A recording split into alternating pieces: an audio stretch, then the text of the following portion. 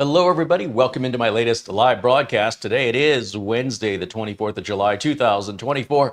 My name is CareyHolzman, and today I have a repair video. Well, a diagnostic. I don't know if we'll repair it or not. We're going to talk about all the reasons why. It's not a matter of whether or not we can, but whether or not we should. And, that depends on what's wrong with it, what it costs to fix, what it's worth versus what it's, to buy the exact same unit on eBay or buy it used, maybe cheaper and faster to a resolution than repairing it, or maybe not. We'll find out during today's video. Welcome in, everyone. Thank you for joining us. Hello to all my friends in green in the chat room. Of course, in order to reduce the chaos, the disruption, the spamming, and the bots, and just the terrible vitriol that comes from the internet, only paying members of the channel can chat and interact with me while I'm live so as not to disrupt or distract from the content and subject matter of the show. So for that, we appreciate all of our members. Because of them, everybody else gets to watch for free. But we'd love to have you join us in our chat room as a paying member supporting our channel so that we're not some corporate puppet being told what to say, how to say it, when to say it on subject matter that I'm not allowed to have any personal opinions. So I don't want to do that. So to keep us fully independent, in order to keep the lights on and keep the rent paid, we have to have revenue coming in. And YouTube ad revenue is pretty much nothing.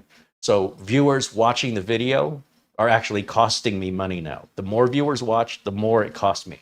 So it is an insane switch over from what used to be you could make money from the ads.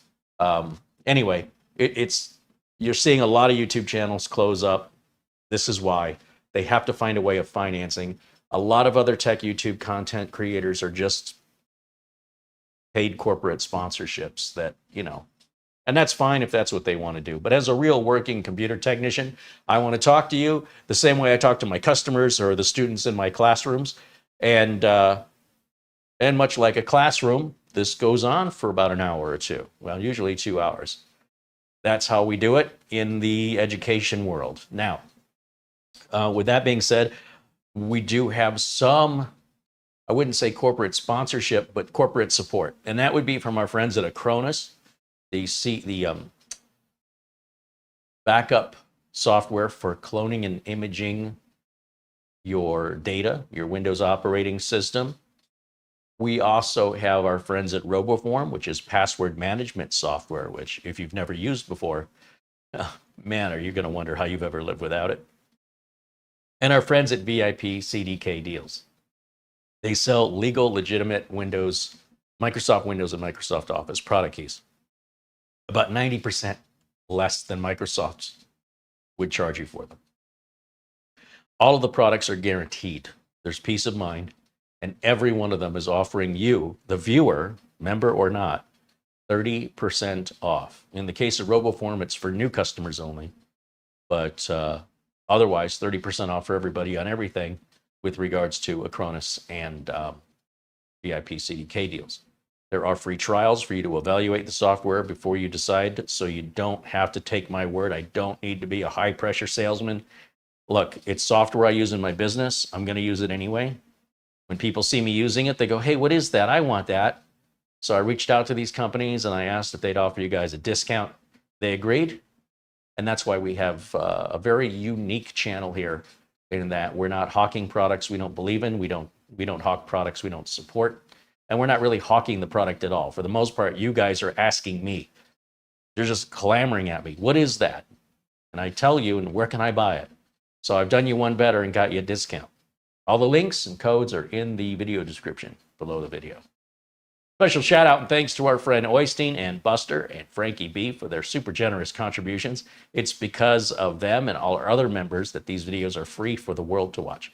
Today I have a very old Intel NUC. And I just have to say, I was in a conversation with a friend yesterday and I start twitching when I keep hearing from people that ASUS bought NUC. It makes me start to twitch. I don't know why the internet latches on to false information and that the real information, nobody bothers to double check it. They just keep propagating the false information. Now, at the end of the day, does it matter? I just, It's so easy. Intel owns NUC. They have licensed it to Asus. So Asus makes NUC under license from Intel. Intel still owns the branding and the concept. The reason why Asus doesn't own it is because Intel didn't want to sell it, and they didn't want to give an exclusive license to Asus. They want any PC manufacturer to be able to license the NUC,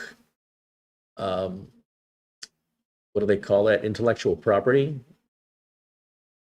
So far, the only one who's taken them up on it, to the best of my knowledge, is Asus.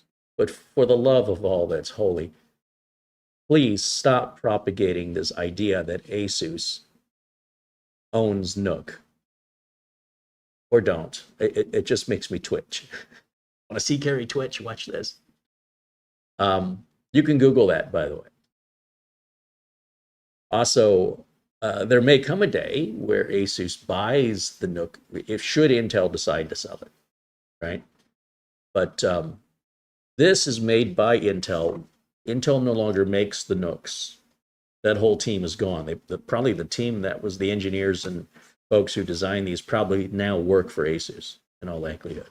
But regardless of that, Intel doesn't make these anymore. And this one is a 6th generation. Now, in general, and just as a rule of thumb, there's a new generation every year. Right now, we're on the 14th generation. So just to ballpark the age of this, you subtract 6 from 14, right? This is 6th gen. We're currently on 14th gen. That leaves a number of 8. So that means this is approximately 8 years old. Now, this is not Windows 11 compatible. Because it is a 6th gen, we need 8th gen or newer, with few exceptions, to run Windows 11. So this thing, the clock is ticking on it, and it may not be worth fixing, because even if we fix it, it's still, bye-bye time in October, mid-October 2025, and you could probably stretch it to the end of the year, right? So January 26, you don't want to be putting this on the internet. Now, you could switch it to Linux or something, but none of my customers have any idea. I might as well be speaking Farsi or something. It means nothing to them. They have no interest. They don't want to learn it. To them, it would be like punishment. So in all practicality, in the real world application status of offices and typical end users that make up probably more than 95% of Windows users, they don't have any interest at all in anything other than Windows.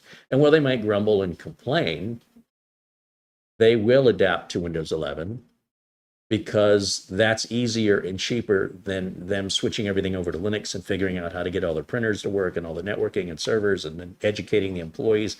It gets super, super expensive. Then you're going to have a lot of pissed off employees. That affects morale, that affects productivity. So the reality is, whether I like it or not, and I'm not implying that one way is better than the other, I'm just observing this is human behavior in the industry. I don't decide it, but I have to be prepared for it, and I have to know what to expect. So this customer, we've already replaced this with another mini PC, but I am curious. They have not asked me to fix this, by the way. They don't want to put this back in production because of its age. But what they said to me was the fan was getting really, really loud. It would never shut off. I logged into it remotely and I saw temps reaching 100 degrees Celsius. And the thing didn't have any processes. I mean, it had maybe 30% CPU usage. So I was like, something's wrong, right? Are all the vents open? Are they not blocked? The office isn't particularly dusty, although they have had a lot of construction lately, but I don't think this has been in the same room. So I'm just kind of curious, first of all, to replicate the problem and see if, in fact, it gets to these super high temperatures, just idling and sitting here. 2, if it does, we'll open it up and take a look and see if there's anything obvious. Is there a big old dust bunny blocking the inlet to the fan inside of here? Maybe. Is the fan itself clogged up? Maybe. What about thermal compound? Well, normally thermal compound does not get replaced in the real world outside of YouTube It does not get replaced for the life of the computer. And in doing so, there are probably somewhere between 3 to 7% of the computers that will be damaged in that process by folks who made a mistake and they broke it. So they took something that was working, they tried to improve it, and then broke it so it didn't work at all, and it's so old it's not worth fixing. Those who are successful, the vast majority, who take their computers apart to replace the I'll get the words out, to replace their thermal compound, in most cases have wasted their time and their money with a very, very minor improvement in temperature. And I don't understand the internet's obsession with computer temperature. It's one of the strangest phenomenon in my entire life I've ever witnessed, to see a bunch of people care about something nobody else other than this little niche, this little group of people that all are an echo chamber within themselves. Well, the rest of the world goes on never even giving that a thought, and yet they obsess over it. They spend money and they damage their computers in some cases trying to get 2 or 3 more degrees Celsius. That's a very special group of people. And I know some of you watching are part of that group. And I'm not saying what you're doing is wrong. If that's important to you, have at it. But it's definitely not an attitude shared by the vast majority of the computer owners around the world. So, you do you, that's all well and good. As a technician, people don't pay me to do things they don't care about. So it's kind of a big deal to me to stay in business. And so I offer services for my clients that my clients need. Replacing thermal compound is not a service I offer. I do repair computers. So if a customer calls me and they're having a heat-related problem, and that is somehow through the diagnosis I have to take the cooler off, I will reapply the thermal compound whether it needs it or not as I reassemble it. But that in and of itself is not the job. That's just a part of putting it back together responsibly.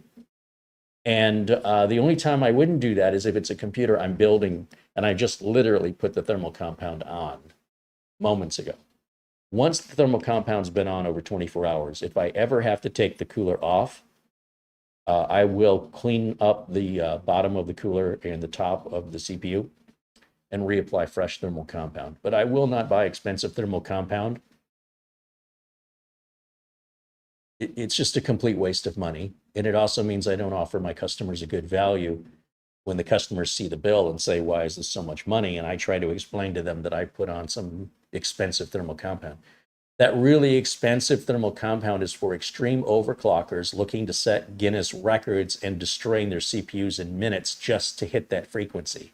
You must have something really aggressive to achieve that level of extreme. And it's not intended for everybody, but they sure would love to sell it to everybody because it's a huge profit maker. But you spend your money the way you want. I'm just talking as a real practical technician that really works in this industry, that people waste their money on all kinds of junk for stuff that doesn't matter. And on top of that, some break their computers that were perfectly working if they'd have left them alone.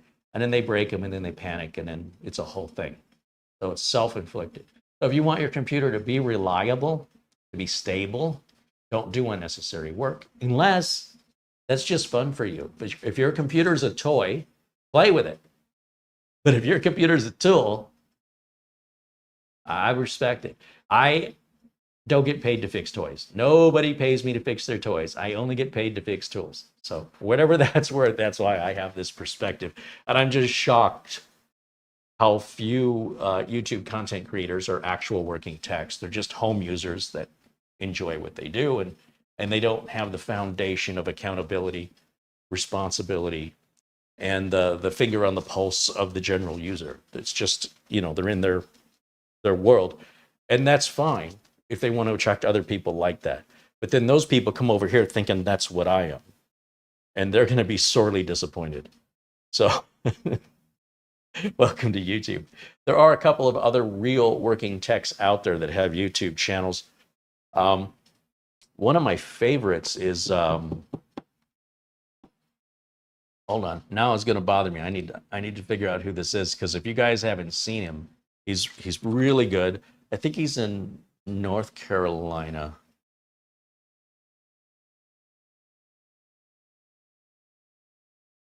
His name, and he's a small one-man operation.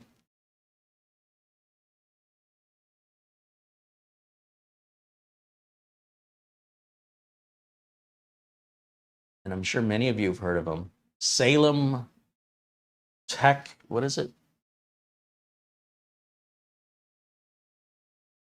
Salem Techsperts. Techsperts. Salem Techsperts. And this guy is the real deal. I can tell from the way he handles the equipment. I can tell from the approach he takes. And I can tell from his sense of humor. You've got to have a sense of humor or you're going to go mad in this industry. I don't know if I can show something here. Let's try it. Yeah, there he is.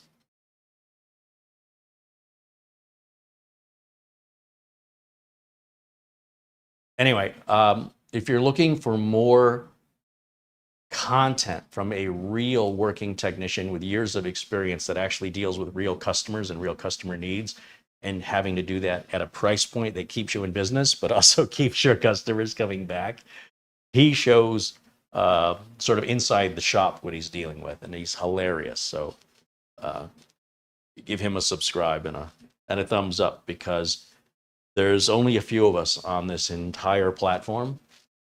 And if you like that kind of content, it can be very difficult for us to surface through all the enthusiasts. So that's all. If you're just looking for that kind, it's out there.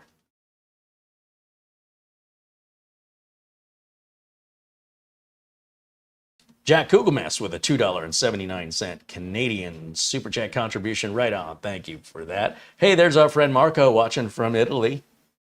Marco, welcome in. All right, now, I was going to talk about this computer. All right, so this is an Intel 6th generation. And if I go over to my screen capture here, I will show you Intel's specifications page, right? So when this came out and the way that Intel promoted it, keep in mind that this was all pretty fancy high-end stuff 8 years ago.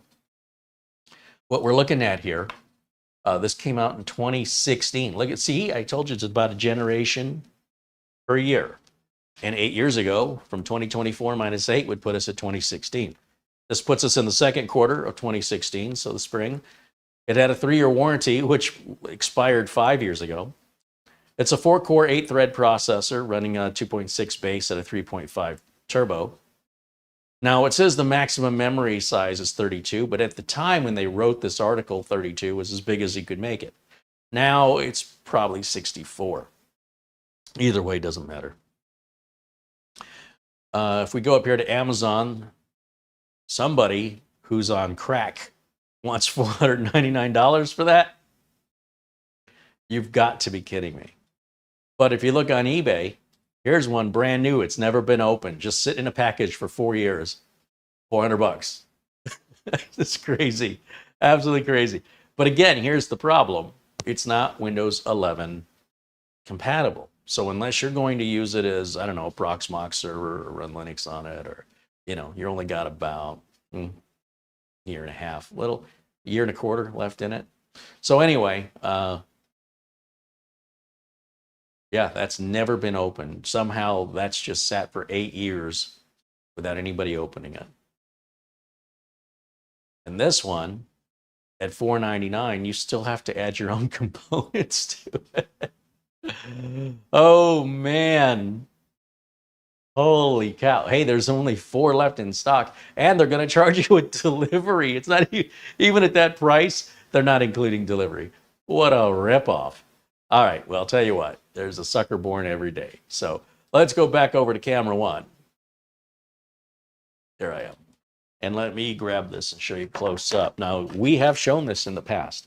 I've upgraded this back in, I don't know, 2018. Somewhere in September of 2018, something like that. This is the second time or the third time this has been on camera. But I think the first repair. So if you look here on the front of it, we've got an SD card reader. We've got our 2 USB ports, our headset, power button. Come around this side. Looks like a Kensington lock. Come over here, just a vent. Come around the back, we've got our gigabit Ethernet. Step up a little closer.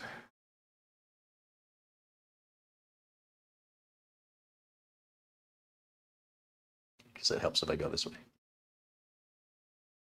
We've got our barrel connector for power, 19 volts. Looks like a speaker says optical. It doesn't look like an optical connector. Our Ethernet, we have built-in Wi-Fi as well. We've got two USB 3s right there, Type A's. We've got a mini display port out. We have Thunderbolt 3, I believe is on this. Thunderbolt 3. And then we also have an HDMI out. And we can run both of these outputs. And I think with the Thunderbolt, you can run another monitor. So I think you can do 3 on this one. It's very, very thin. Hello? Hold on.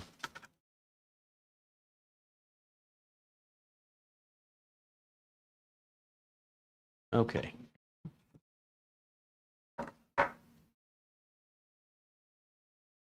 Okie dokie. So to get into this, we have to go to the screws here in the back. We have 4 screws. Now, I made some adjustments to my overhead camera the other day, but it might just be worse. The only way we really know is we have to try it. There's theory and then there's reality. So bear with me if it's still not dialed in. It won't matter anyway, because as we move over to Studio C, we're gonna have to do all this all over again. So there's not a, I don't want to spend too much time dialing this camera in, because I'm just gonna have to dial it in again in a couple weeks. Let's go to close-up camera. See if that's working. Woo! All right, scroll down. I guess that's not a scroll, that's a zoom. Hold on a second here. Tilt this way. Well, I guess this camera really needs to go behind me because I have to bring it so far forward. Oops.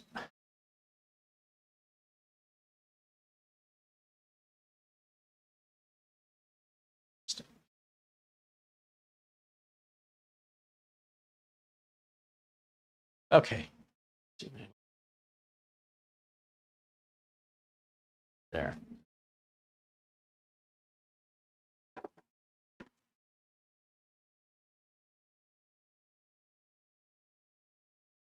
I think these screws are captive, if I remember correctly.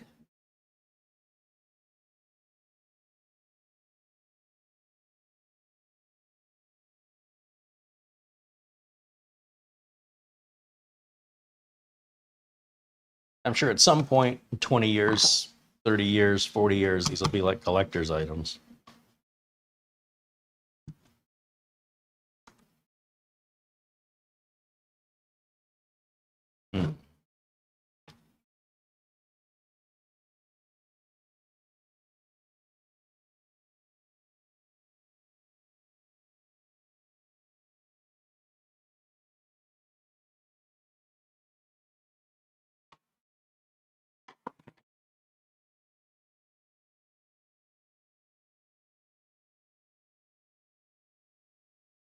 Look at that. All right. So we have something funky happening with the cooling fan. And, you know, I'm just realizing now that I said I was going to turn this on and verify the problem before I opened it, and I got ahead of myself here. But we can see from the design of the fan that it's going to draw air in right up here on the top. And then where you see the black tape, it's pushing all the air out this way. It goes around and then out. So that means we have a ventilation here. We're going to feel like air coming out like a hairdryer. If this ventilation is blocked, if these fins are blocked, or it's also possible there could be some issue with the thermal material or the contact of the plate. Highly unlikely, but it would require us to get to the other side of the board. So let's first of all plug this in. We'll leave the lid off of it. And let's verify that it is in fact running hot and that that fan is spinning up super fast all the time, before I try dusting it out or taking the fan out to look around for anything blocking the airflow. Because I might accidentally fix it without ever witnessing what the problem was. Or maybe there never was a problem. So let's find out. So I'm going to set that here. We'll go back over to camera 1. There I am. Okay. Let's get this plugged in. Let's go over to the other side of the desk here. We'll bring that over here. HDMI, right to the capture card. Internet, right there. Power adapter always goes to the opposite side every time.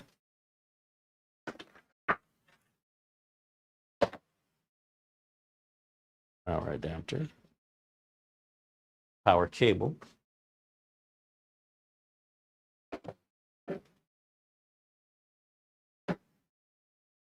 Oh, and it just turned on all by itself. Oh, that's good. Let me just turn it this way so I can get that power adapter on the left. And the fan sounds fine right now. I don't see any problem or hear any problem with it. Let's see.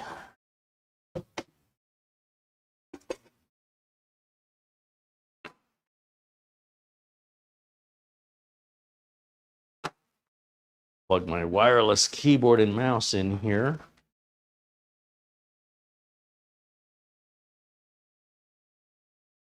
Oh, hello. I have found a problem already that I just noticed. Tell you what we're going to do. Let me, we might be dead in the water before we even start here because this is physically damaged. Somebody very carelessly has shoved something into the USB port that clearly was not USB, or they were using too much force. See that?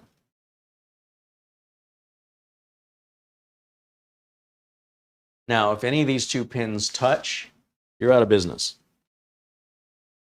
Let's take a look at the other ports to see if they've done any damage in the back. What's weird is you'd think the damage would be in the back where you can't see it.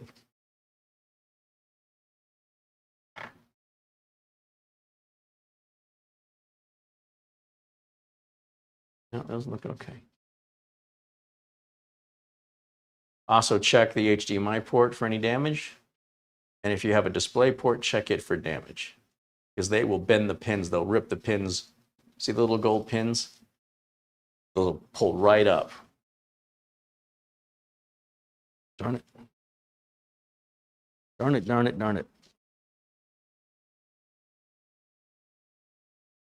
What were they thinking? It's also true that as these machines age, the plastic gets brittle. So they may not have damaged it with an excessive amount of, I mean, clearly it wasn't excessive. It was an excessive amount of force they used, but in their mind, they might not have thought it was that much. But when you add the age of the plastic that's become more and more brittle, it might have been enough. Whereas if it were brand new and they did that, maybe it would have flexed more. Nobody told me anything about this. When it broke, nobody said a word. This is the first time learning about it. Nobody ever said, hey, the front USB port stopped working. Hey, I went to put something in the USB port and a little piece of plastic came out. Is that important? Nothing. Not a word. Okay. I mean, I can't help you if you don't tell me.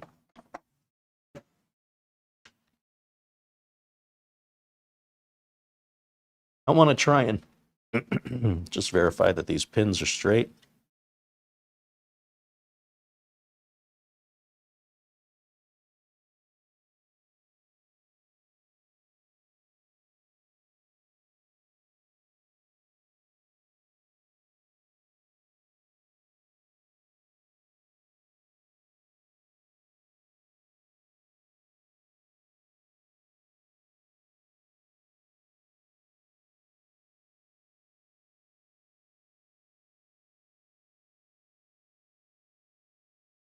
So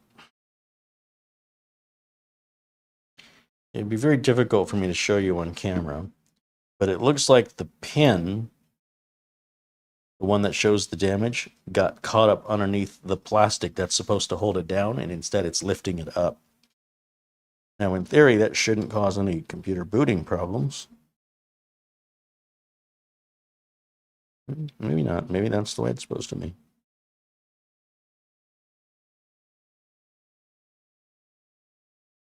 Hmm.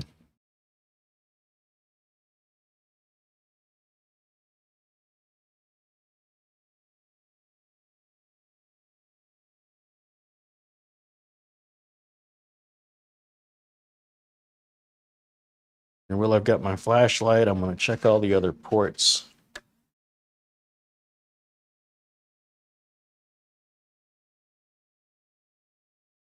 All right, that should be okay. That should not be causing a problem. I mean, it might make that port unusable, as long as it's not shorting out inside and it's not being used, it should have no impact.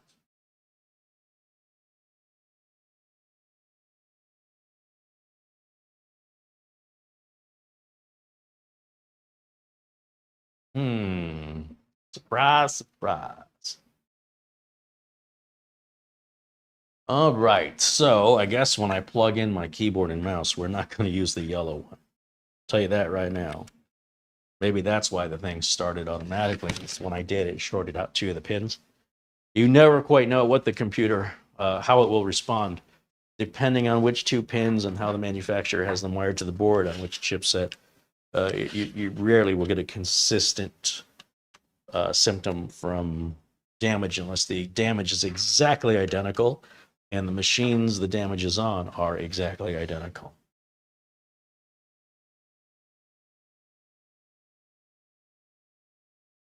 No, it's still turned on anyway. So that's running. It sounds quiet though. Let's switch over to our HDMI input. Let's see what it's doing.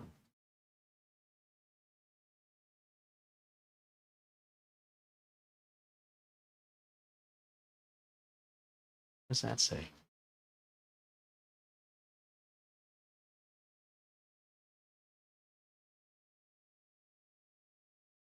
CMOS battery failure. Yeah.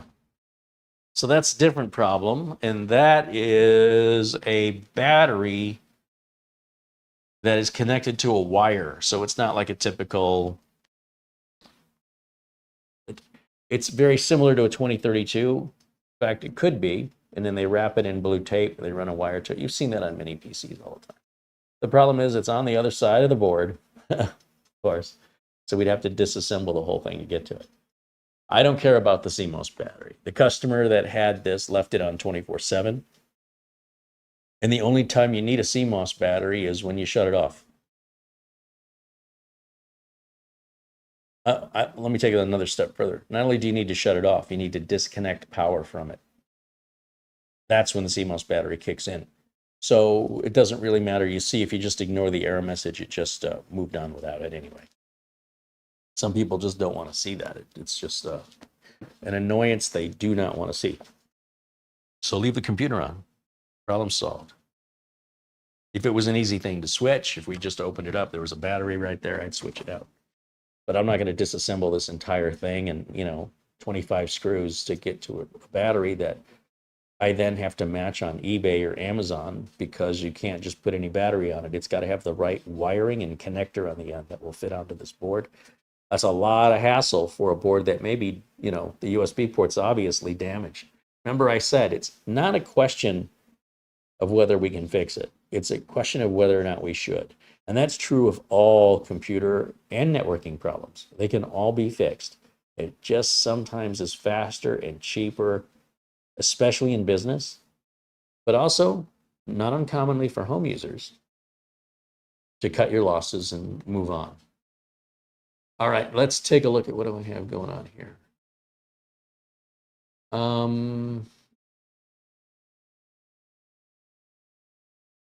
Let's go to CPU Z. Let's see how this thing is equipped.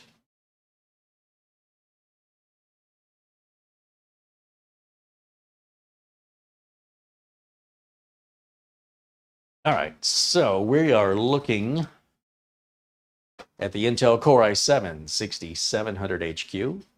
That's a socket 1440, 14 nanometer process. It idles at 2.6. Over on the main board, it tells us a little bit about the Intel motherboard. And the last BIOS update we had was 3 years ago. For memory, we've got the, it's a single stick of 32 gigs. That's DDR4. And then the serial presence device gives us the manufacturer, team group, DRAM made by SK Hynix, serial numbers, slots we've got. Slot 2 is empty. So you can tell all that without having to open your computer. For storage, we have that Sabrent that's in there.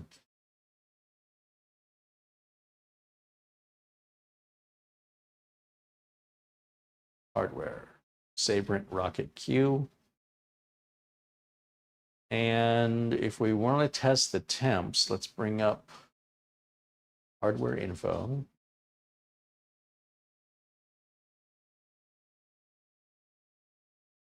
Sensors only.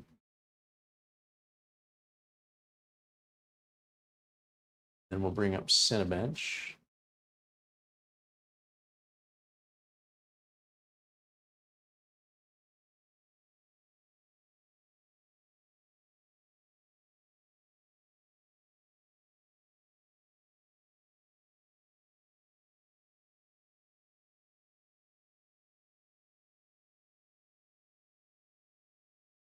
I don't know why that opened up so wide.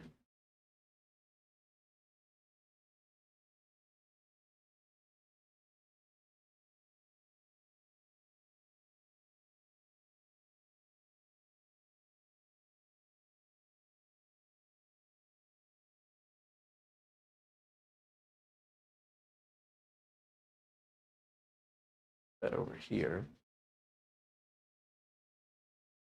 Got to accept the license agreement here. Start the multi-core test. And then we're going to keep an eye on these temperatures right here. You know, we've already hit 82 before we really started anything, which is crazy. We should be able to see both of these at the same time.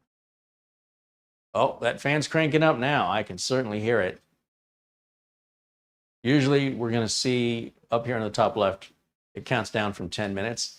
We're usually going to get our highest temp in the first minute of this test. So we don't need to run this more than probably the first minute.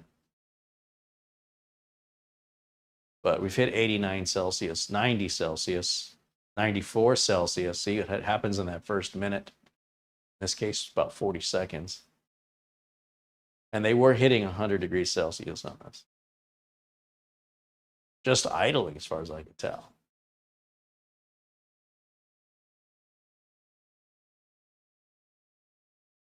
$95.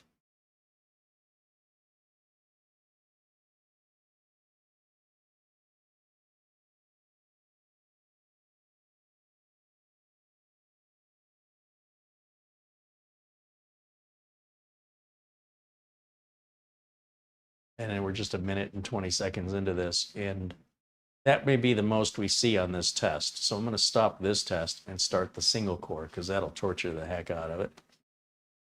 Let's see how it reacts to that one. Again, this is our current temp here on the left. This is our maximum recorded temp since we started this monitoring software up. So that core's was at 88. You see how much the CPU will ramp up, cool off, ramp up, cool off. And that just depends on the workload, right? It's working. Okay, now it has light work. Now back to heavy work, and now back to some light work. And that's just normal computer usage, almost universally for every computer user on the planet. Very few people put the pedal to the metal and, maximize it for more than a few minutes at most. So if you are maximizing it for more than, I would say if you're reaching temps like this on a regular basis, And it's not an AMD computer because AMD 8000 series are designed to run at 95 at idle. Anyway, I lost my thought. The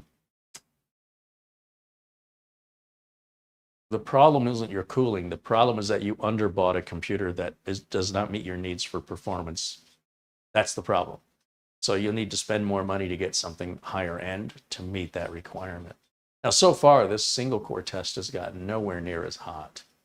I'm going to stop that and I'm going to restart one more time the multi-core just to give it one more shot here, because I do know that this will hit 100 degrees Celsius. Now, granted, the lid was on it.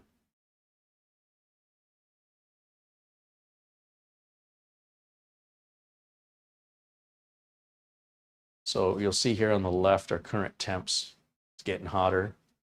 Anything that is a new record high will be moved over here and preserved so we can see that at the end.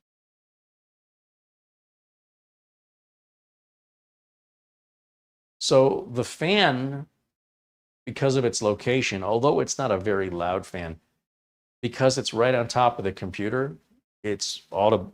It's much more audible because of its location. Perhaps if it were underneath the motherboard on the bottom facing the desk, it would be a little more muffled. And I think that's part of the problem.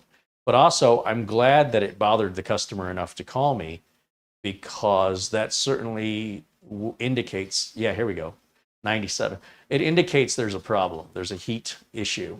Now, this is very uncommon. This may only be the 6th or 7th computer in 30 plus years that's ever come in with heat problems. And even if for getting a couple, it's not more than a dozen in 30 years. It's so uncommon. It's so rare. And I'd say at least half of the times it happens is somebody's got a liquid cooler those liquid coolers, they all fail. And they fail typically within 3 to 5 years. Some last longer, some only last a few months. But they'll start having overheating problems when their liquid coolers fail. That's your primary number one reason. Nothing to do with thermal compound. All right, so you can see this is a bit excessive. So let me shut this down.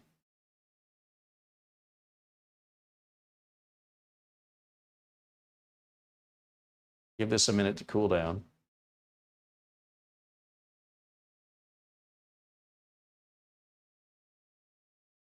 Fan's getting quieter. And then we will shut down and come back over here to camera number 1. There I am. Okay.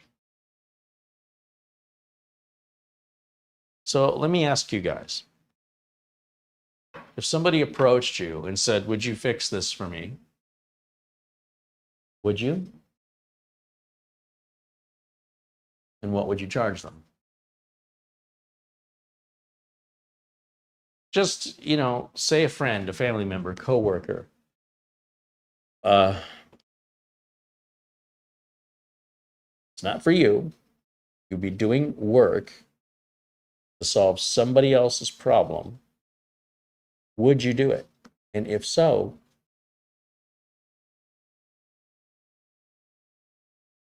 Bajin Guy says, not if it's still under warranty. I think maybe you joined us late, Bajin Guy.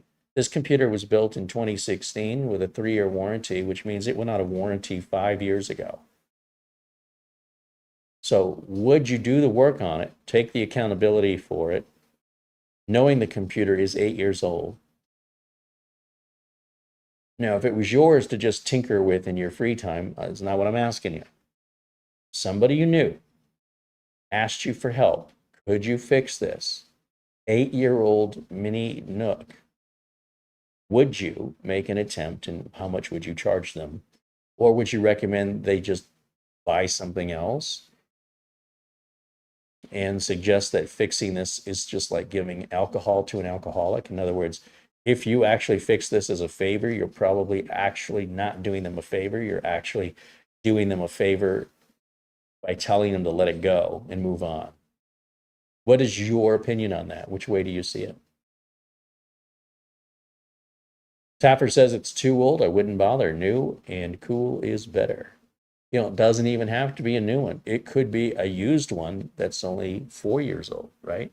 Even if you bought a 4-year-old computer, what would that cost compared to what you think you would have to charge to get any replacement parts, assuming you can even fix it? In other words, you may put all the effort into it, you may buy parts for it, and it still doesn't fix the problem.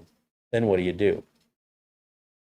You charge your friend to do nothing, and they're without the computer the whole time. And then when you get it working, how much life is got left in it anyway? And what if you break something while you're taking it apart? What if you pull one of the Wi-Fi antenna wires off? You better fix that. So it's what we call accountability. And this can ruin friendships. You tried to help your friend. Now your friend's pissed off. They think you overcharged them. You took too long, and the darn thing still doesn't work. Or 2 weeks after they got it back, it's doing something else now. And it's your fault because you're the last one who worked on it. So if it's yours and you just want something to tinker with, it doesn't matter. There's an entirely different set of rules. If you want to throw $1,000 into this thing and take 3 years to restore it, have fun. But that's no way to run a business. See what I'm saying? Jason H88 said, I'd suggest he buys a new one. Luke Greenia says, if it's not Windows 11 compliant, it's not worth the effort or the money. Charles Eslick says, not if I had to replace the port, and if I used, and I used to replace ports for a living. Yeah, that's fun. Abdul Azim Patel says, I would recommend something modern, used or new. Patrick Manny says, get one with Windows 11. Well, be almost impossible not to if it were new. But yeah, if it were used, you definitely want to make sure that it's Windows 11 compatible. Captain Blinsky says, time for a new one. Mark Gaines says, it's too old.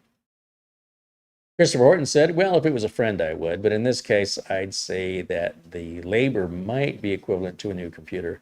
Might be time to upgrade. Essential Working Too Hard jumps in and says, hello.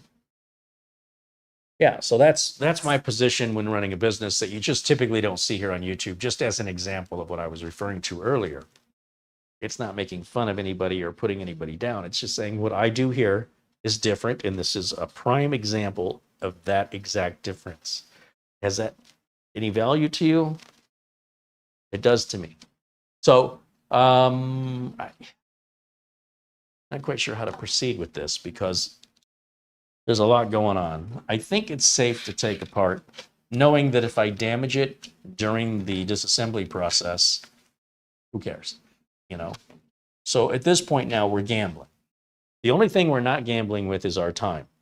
Time is time. And time spent working on something that's not generating revenue is taking you away from time that does generate revenue.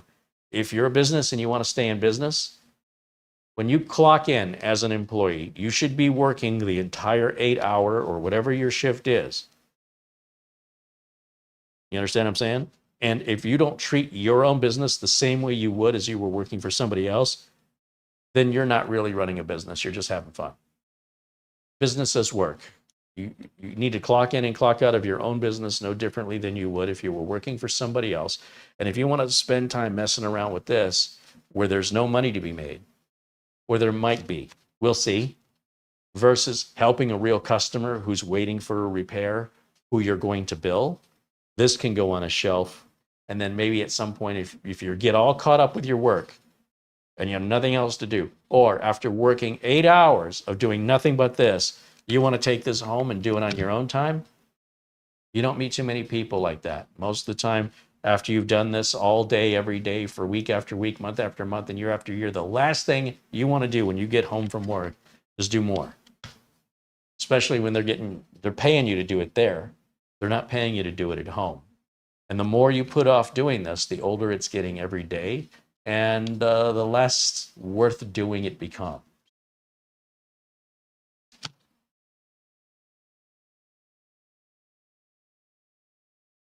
Has the friend backed up his data? Yes. We back up the customer's data before we take the machine, or we don't take it, period. Unless the customer says, hey, there's nothing on there I want.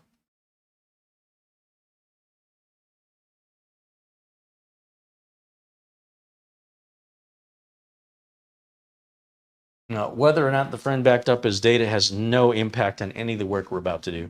All that data is on this little stick right here. If there were data on it, we would just take that stick out. So backup should be happening regardless if the computer needs work or not.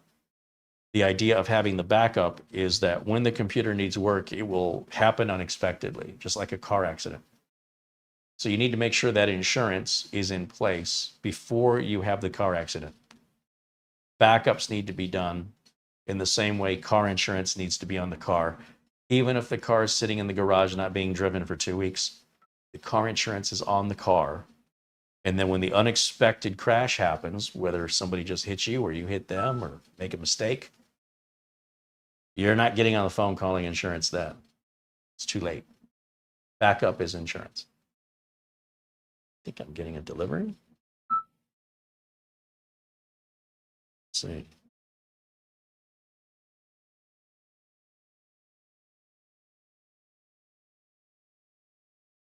Yes. Who is it? Is it Amazon?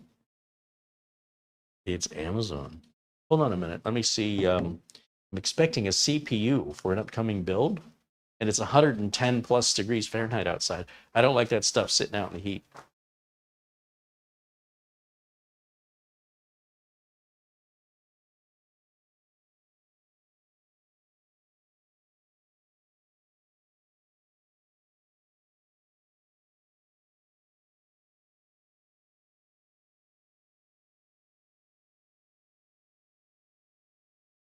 Well, it's a little package. It might have a CPU in it. Let's see. Hey, this thing is not boiling hot.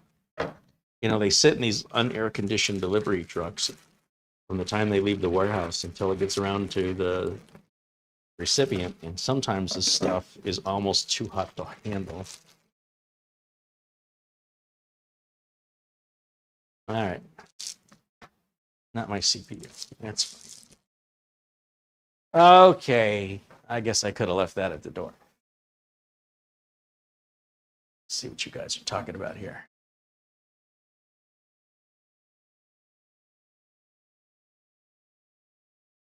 Bajan guy said, I try to fix it for the experience. Well, what good is the experience? When you're working on older equipment and you have experience on older equipment, then that experience is useful. But if you have experience on older equipment and all you're working on is newer equipment, all of the experience you've got on the older equipment is completely negligible and not useful. If you have nothing else better to do and you've got somebody else paying your bills, or you're flush with money that you don't have to worry about earning any, and you'd like to spend your precious time here on Earth disassembling this to keep yourself preoccupied for the sake of experience, I can't get on board with that, other than as a way to distract yourself, that you might find some enjoyment, like it's a puzzle. But I would be very concerned about how I'm going to, you know, pay the rent and pay the electric bill and the cell phone bill and all the other bills if I spend too much time on this. Obviously, I can spend a few minutes on it, right? But I don't want this to turn into a full-time project or even an 8-hour project, because by then, the value of labor I've just given away on this could have bought this 4 times. So you do you, don't get me wrong, but you have to keep in mind whether or not you have anything else better to do, and whether or not you already have money put away to make those payments or whatever bills you have to live, from food to gas to insurance, medical bills, whatever it is. If you're spending your time not earning any money, I hope it's recreational time, and that recreation time isn't 8 hours a day, 7 days a week. But, you know, I wouldn't say the experience is of any benefit to you. The only time, again, that experience would be good is if you were working at a business that hasn't upgraded their computers for 8 years and they need a tech. You're the guy, right?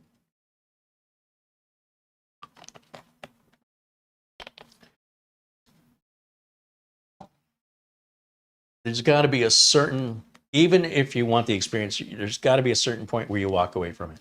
There must be a line in the sand where you're like, I'm not investing any more of my precious time on this piece of crap. And that may be a different timeline for you than for me. Mine is extremely limited for all the reasons I've already said.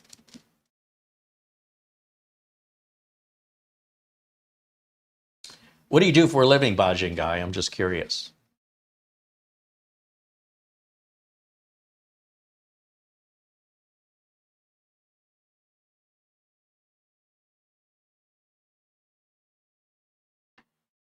All right, while I wait for a response, let's see if I can get this thing taken apart here. Guess we can go back to the open.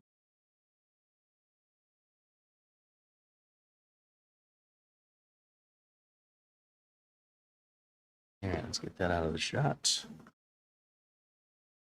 And we'll move that here. So I think, and I haven't taken one of these apart in ages. I'll try to remember. Bajing Guy says, I work in the healthcare industry. All right. You work full time?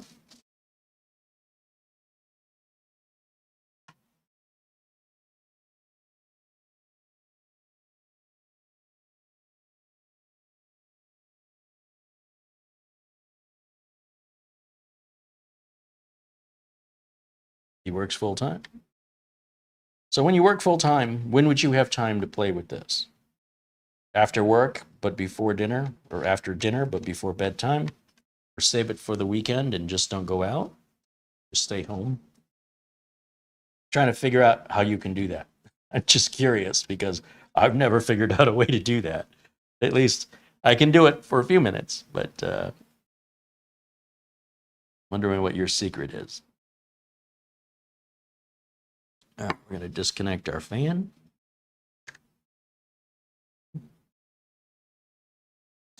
We've got a screw here that's holding the fan in.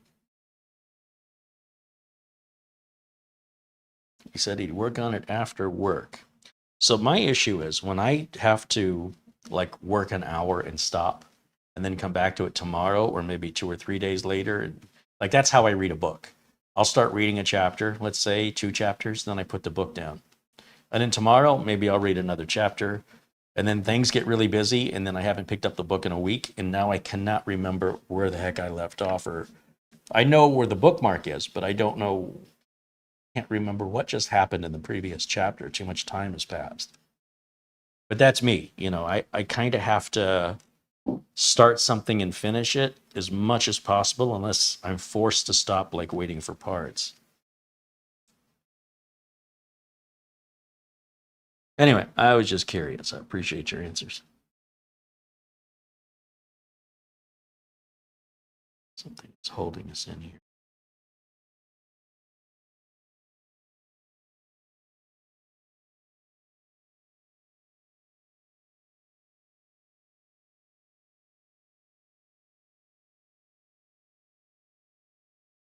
I think it's just tape. I think there's a piece of tape on the other side of this heatsink. I also wonder if that heatsink is just all clogged up. I can't really tell.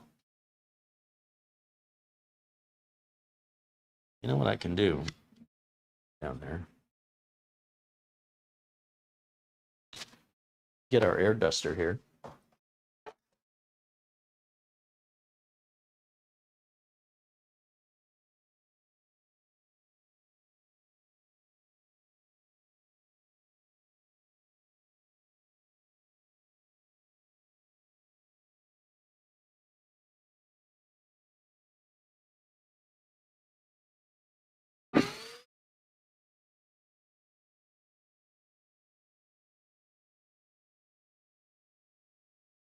Okay, that a little bit came out, but it shouldn't be enough to cause that level of heat buildup.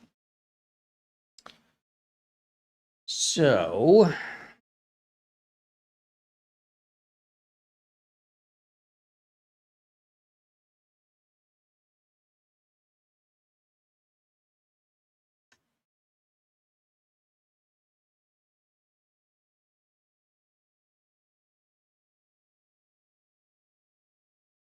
I might have to take this lid off the other side, and I know that's a tiny little Allen wrench.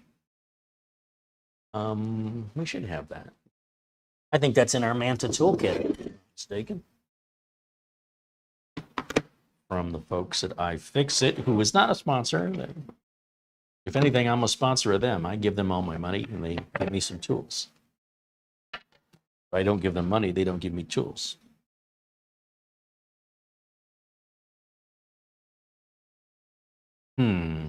It's likely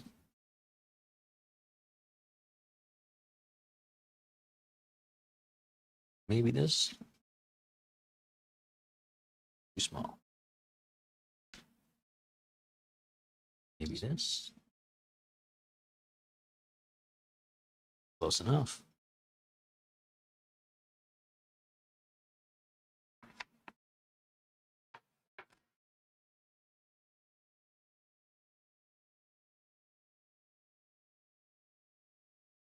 I'm not sure if that's secured to the back of the board. It's quite possible.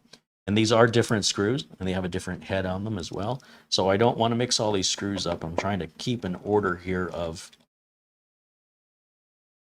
It's not just a matter of keeping them together, but it's a question of remembering where they go. So it's two things you got to remember.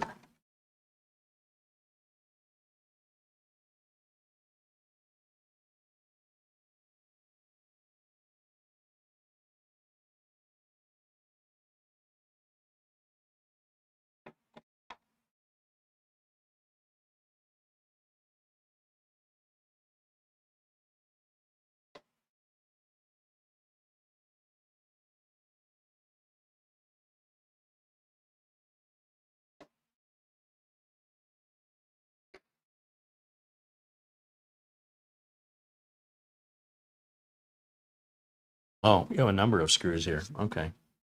Well, maybe I don't have to take the whole board out. Let's see. These are super tiny. This is probably not going to fit. No, it does fit. Well, look at that.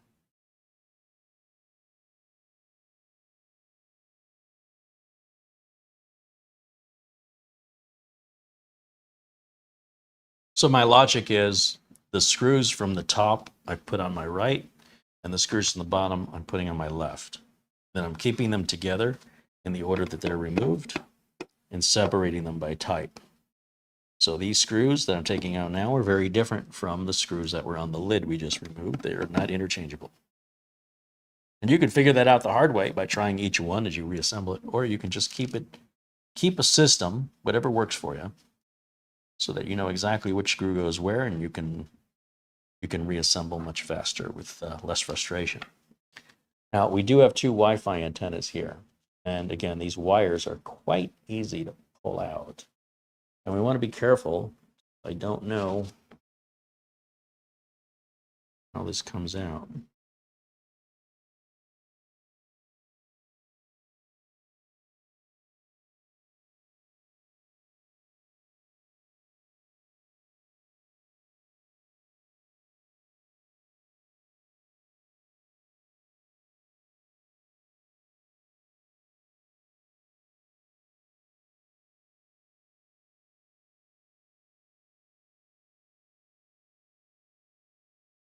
I am very concerned about taking this off without ripping that wire off the antenna. I would assume the antenna wires will come off of the Wi-Fi card, but I don't see any Wi-Fi card in here. That means the Wi-Fi card is likely soldered down somewhere over here. So we can see where the antenna wires end, but we don't see where they start. It's probably somewhere under here. They do give us an access port here, but I don't know what we use that for. Okay, well, let's take a look somewhere.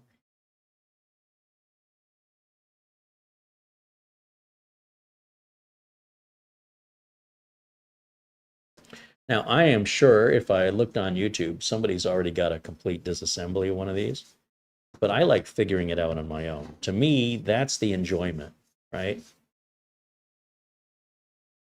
Now, if I spend too much time, right, where I'm constantly just, flustered, then I'll give up, if you will, and go look on YouTube.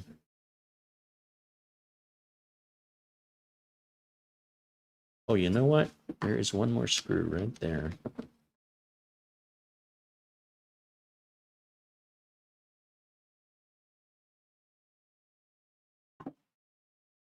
that why this wouldn't come up?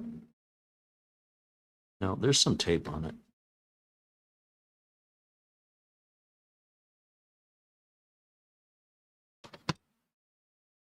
I'm sure you can access the tape from the other side real easily.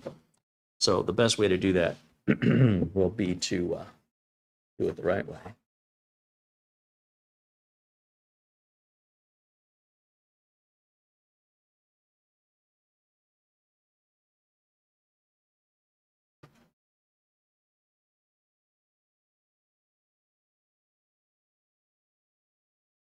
The board wants to come out.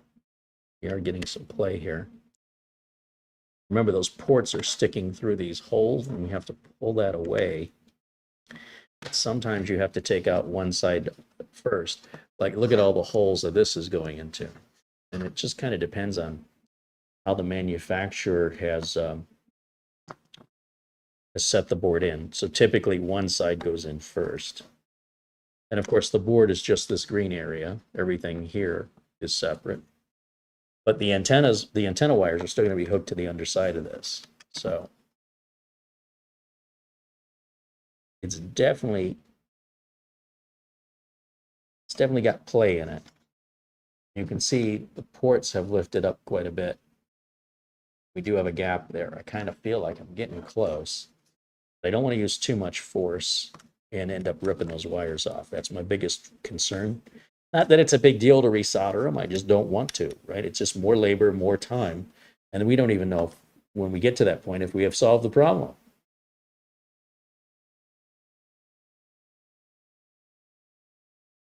I'm also concerned, let me put this back down.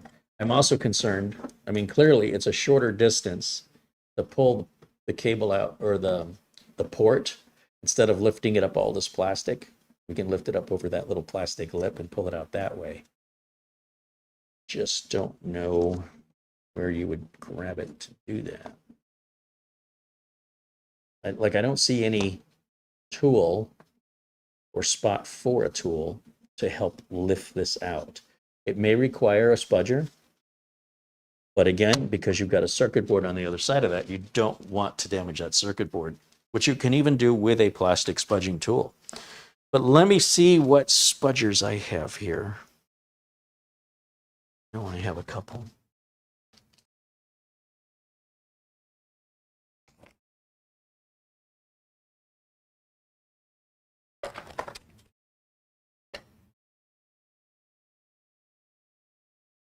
See if any of these will do the job. These are just some very inexpensive spudging tools from Amazon.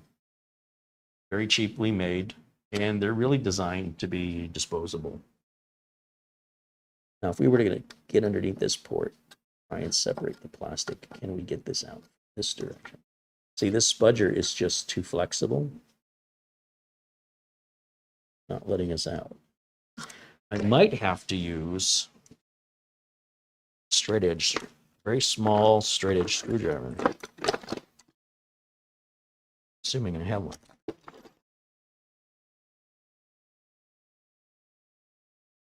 Well, this is not a small one, but it'll be strong.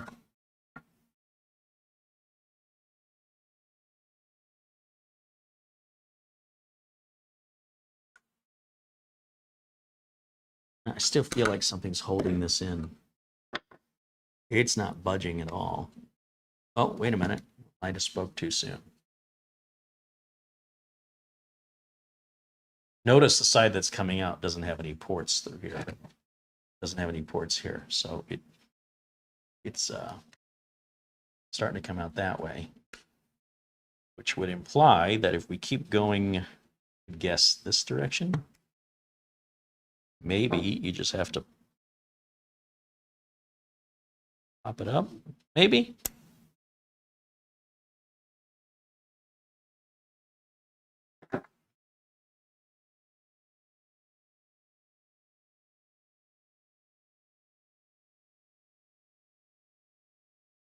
It's like little clips are holding it in place.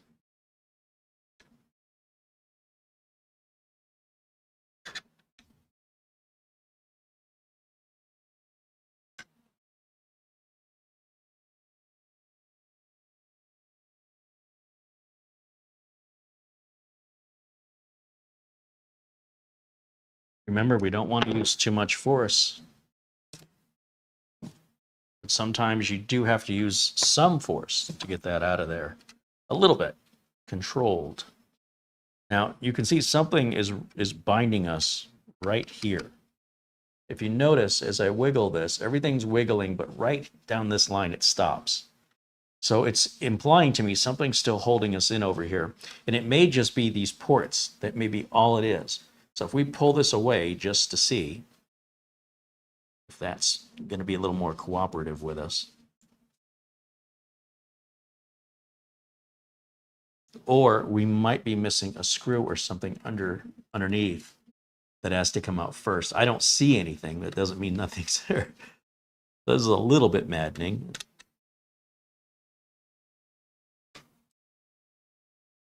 But if we can push the plastic that way without damaging the board, what I'm trying to do is get these ports recessed back away from those holes. Oh, this is interesting. So now we have this whole area.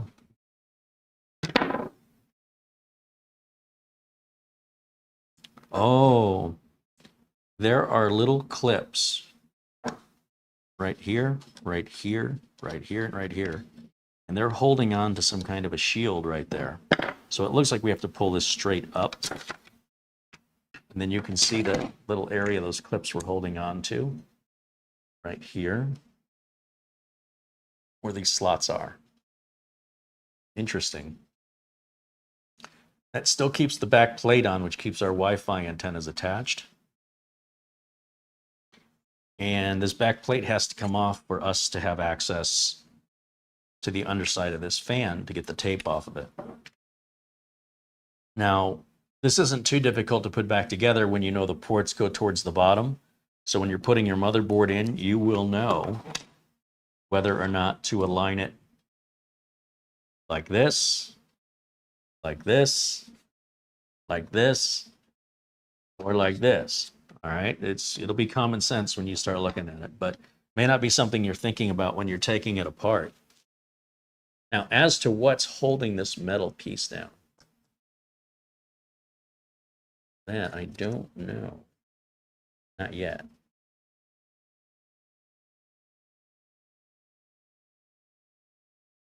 I'm wondering if there are some screws under the board. Will the board come off of this?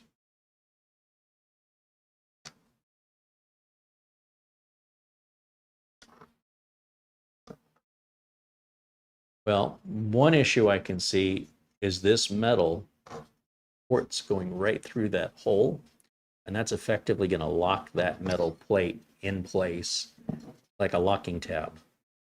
So this would have to be, well, I suppose we'd have to take it out maybe this way first.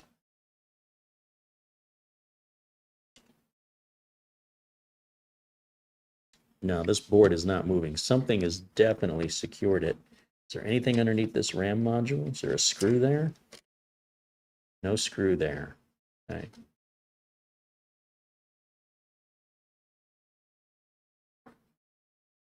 What about under our NVMe drive? Is there a screw there?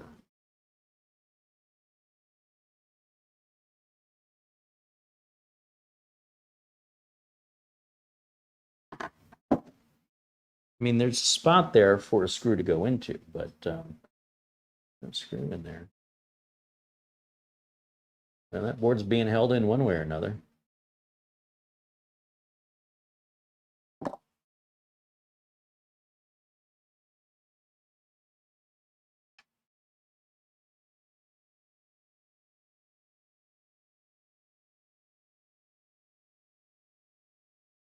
I mean, it could be the M.2 standoffs, but that doesn't explain why this side isn't moving at all. Oh, it is kind of moving, actually.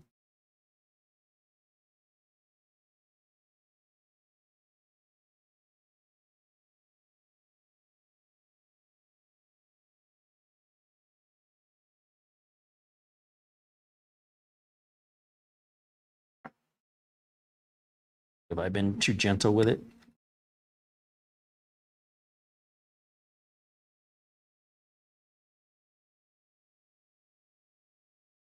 It's entirely possible.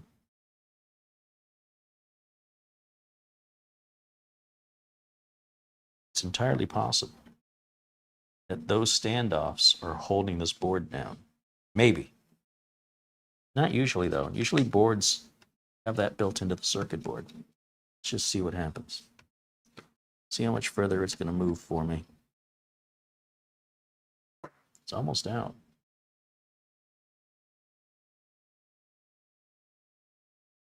Okay, now what's holding it in are our Wi-Fi antennas, right? And there's the back side of the fan. I try to do this without disconnecting the antennas. There's our CMOS battery. So for us to replace the CMOS battery, we have to not just buy a 2032 battery,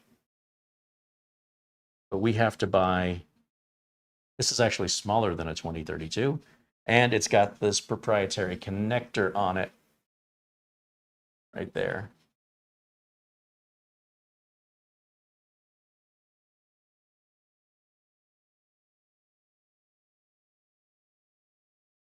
And if we want to know what battery this is, we're going to have to open this up.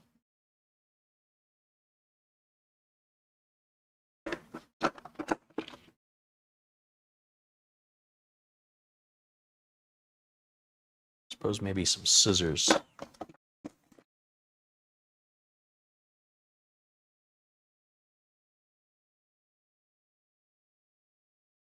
A new battery will already come wrapped with a new piece of tape. And it will be designed for the NUC, so you will need to look on eBay or Amazon or other computer parts websites. Now, if you're, depending on the level of DIYer that you might be, you could go and just buy the battery, get your soldering iron out, and then solder these wires onto it, and then wrap it in tape with your own sticky, double-sided sticky tape. If you wanted to do that, it is certainly possible. Again, it's just more time, more parts, but not rocket science. Now, interestingly, the battery has a holder, but it does appear to be soldered in there. Let's go this way.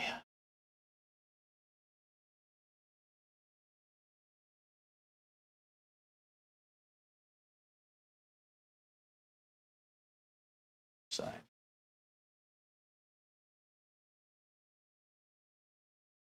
As you can imagine, these kind of batteries just aren't sold everywhere, and it can be a bit of a challenge to locate one, and especially if you're under a time crunch and you need it here right away. Now, I do have batteries similar to that, but I don't think they're the same. If I still have them. Yeah, here's one here. That actually might be the same battery. Mostly, the batteries are all going to be the same voltage, whether it's a little battery or the bigger. This battery's number is, all right, now I definitely have to get my more powerful glasses out to read this.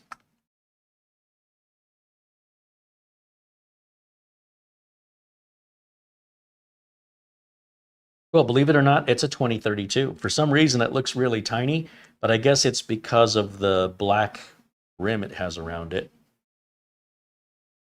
Don't know what that black rim is for. It really throws me off. So if we were to grab just a regular 2032 for a size comparison, this is a 2032, which to me looks much larger than that. But I guess they're exactly the same. Okay. It's just, like I say, it's got this proprietary connector on it here.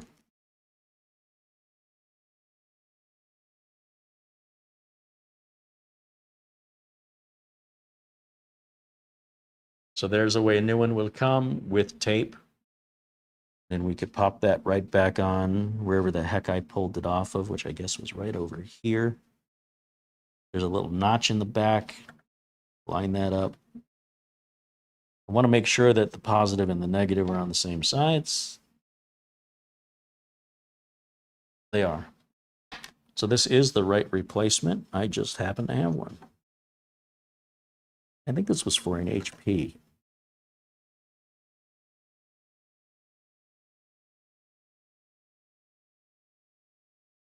Okay, now if the system isn't fixable, then this is just a big waste of time and money. But, you know, we can take the tape and stick it back down wherever that was. All this goes in the trash can, or the way you recycle batteries. Depending on where you live, they might have a place where you can, you know, collect up all your batteries and take them to a place to be properly recycled or disposed of in a way that's less harmful to the environment. Anyway,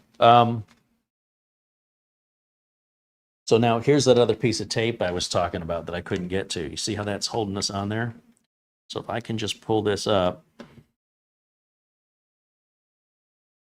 we can get a better look at what's going on. There's the heat pipes I was telling you about, and this is the CPU here.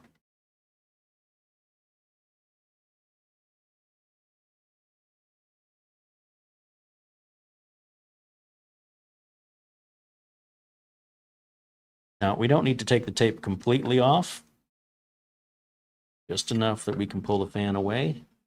And now we have the fan off of there. You can see the inside and whether or not that's dusty or not.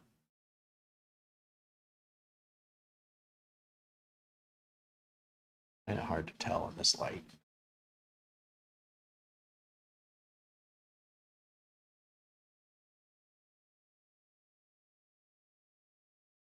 So yeah, it's going to draw air in here and then out through here and then through this heat sink, which is then connected to these heat pipes. It's on the back side of the CPU. Now, a system that's 8 years old, it probably does have some pretty well dried out thermal compound. So we can go ahead, and I don't normally recommend this. However, at anything over 6 years old, it might be worth an inspection. However, unless you're just bored with nothing else better to do, this is not an inspection I would take lightly. I would very much only do this if I had no other choice or I was going to be in here anyway. Because the end result is you could damage this. I might have damaged this taking it out. Or, if I haven't, the day is still young. See what this looks like. As I suspected, our thermal compound is fine. We do have a lot of dust buildup right here, but that doesn't matter. The heat sink is nice and clear. It doesn't have any clogs. We can see through it. So that looks good. And our thermal compound is plenty there. It's dry, right? If I run my finger, nothing's coming off. But you got to remember that when this heats up, this will become more viscous. So if we did this when it was hot, this would be more gooey. This does not necessarily indicate it needs to be changed. However, what it does indicate is that it is old enough that it hardens when it gets colder. Newer thermal compound won't harden like this when it's cold. So since we've gone through all this effort, let's go ahead and clean it up.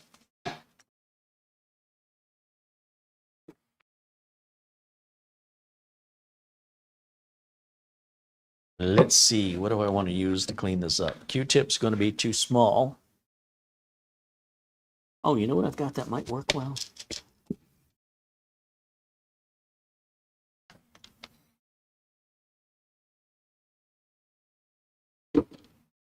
These might just be what the doctor ordered.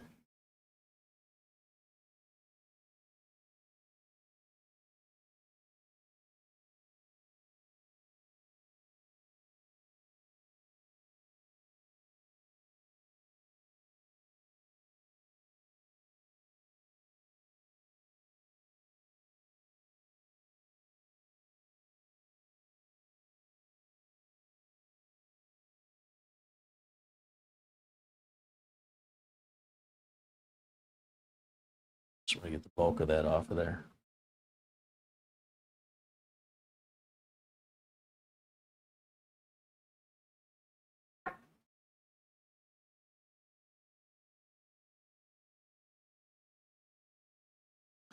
Now, you don't have to push down real hard. You don't want to scrape up the bottom of this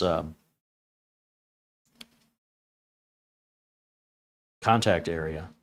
So even though that stuff is, this old thermal compound is dry, the alcohol eats through it. So if you're patient, or if you're not patient, you can let the alcohol just kind of sit on there for a little bit before you try and remove it.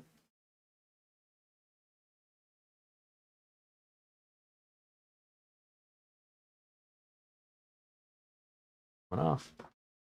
Now there's more aggressive ways we can take that off, but I'm not interested in that right now.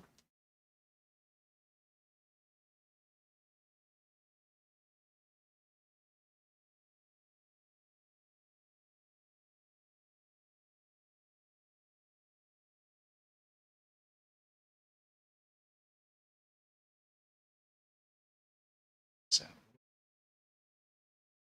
I am zoomed out. Oh, no, not.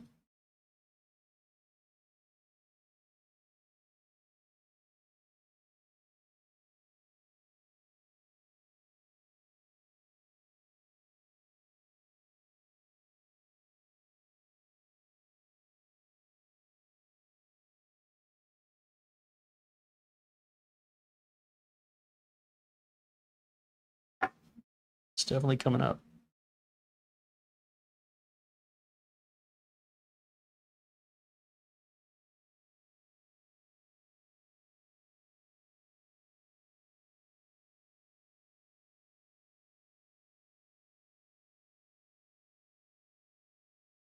It's definitely coming up. Now, of course, I could use, instead of using these alcohol pads, the problem with these is they have very little alcohol on the pad. If I wanted to be a bit more aggressive with it,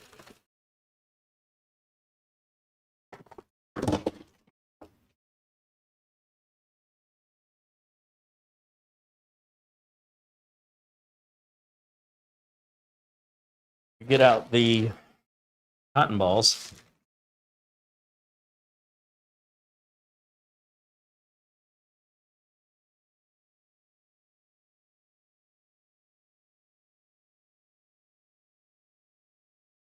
And the isopropyl alcohol here.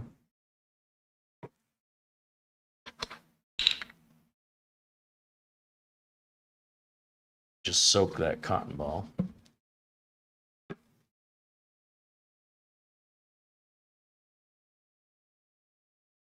Just by using a much more of the alcohol to get into that thermal compound will loosen that stuff right up. I mean, I'll get there eventually with the pads, but this might help speed it along.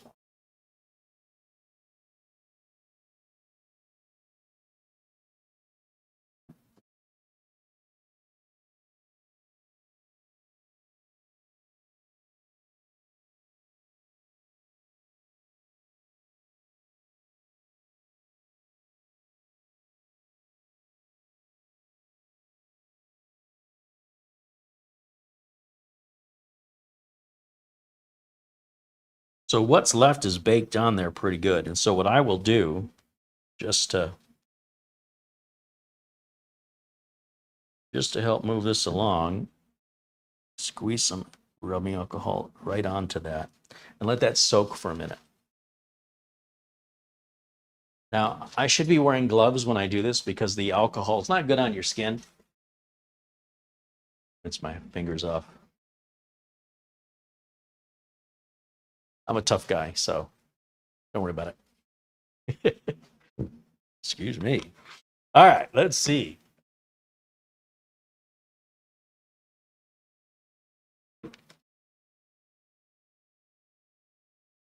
How's that looking? Now I'll grab a Q-tip. So this is just for, getting the bulk of the material off. And then when it comes to, the final polishing, that's when we worry about just picking up any leftovers or any debris or dust left behind. We'll pick up on the final polishing. Where are my Q-tips? There they are.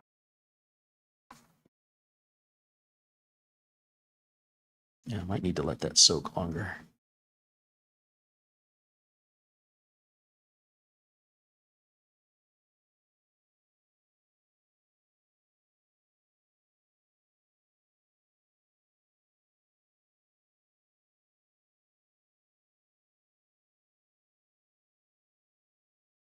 We're just being real gentle on here so we don't scratch this up.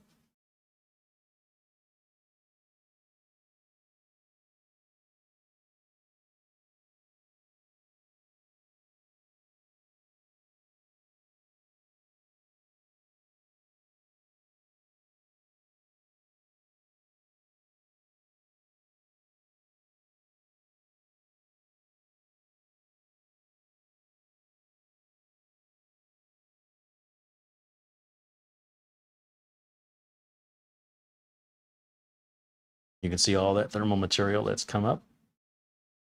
Then I'm going to just take this over here, dump it right over the trash can to avoid having to clean it up twice.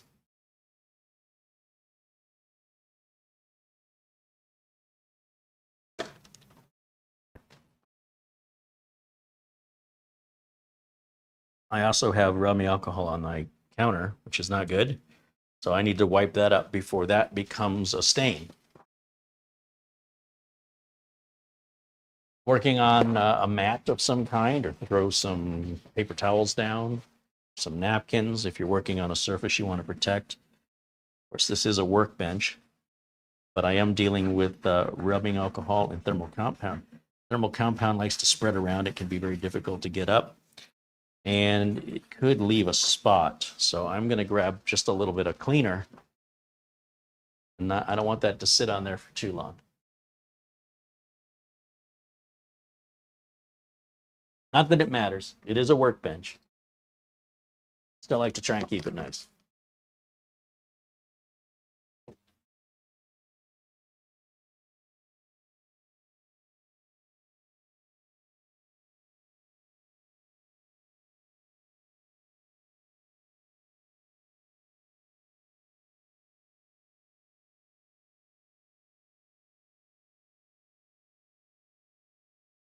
There, I'll have one clean spot.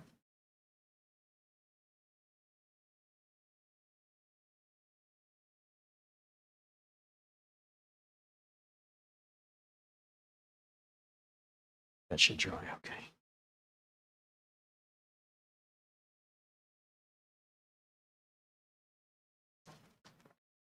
All right, where was I? Oh yeah, this part. Oh, I see. I got it all under here. So I'll grab another paper towel.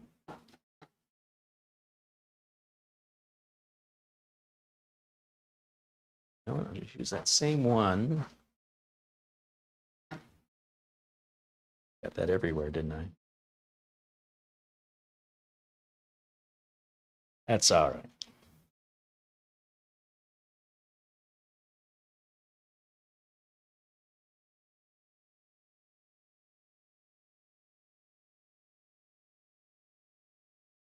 Getting there.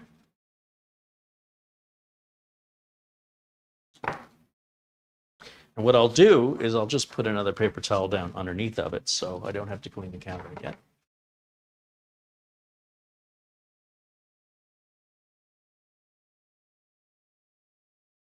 I know some people will work on a work mat. I don't care for those, so I just, if I need to resand and restain the top, then so be it. Otherwise, it's shows I'm working. Let's see. So we got my Q-tips. We can get rid of this.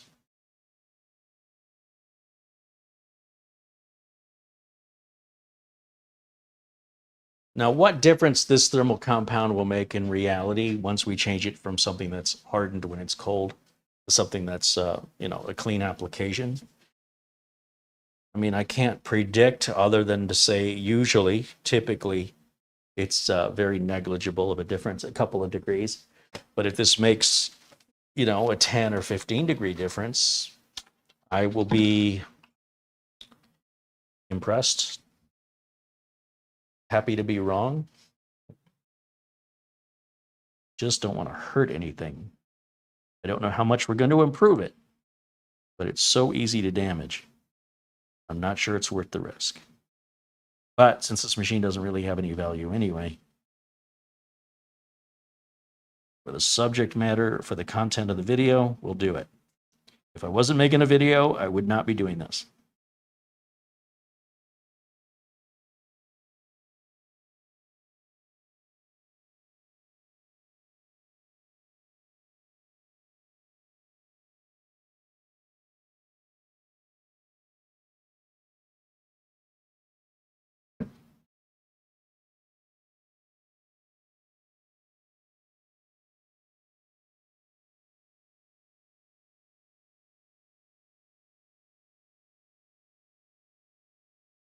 You know, it's quite interesting to me how that's kind of stained through. Hmm.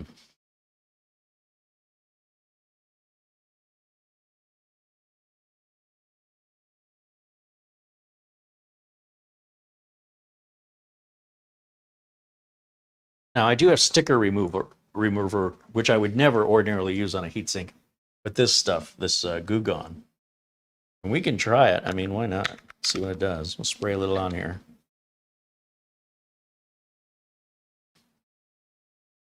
And we want to let that soak in. Now, when we wipe that off, we're definitely going to want to hit it with rubbing alcohol to remove any of the Goo Gone residue, because that could impede our thermal transfer from one surface to the other. It could impede it. So let me grab a Q-tip here and let's just spread that around.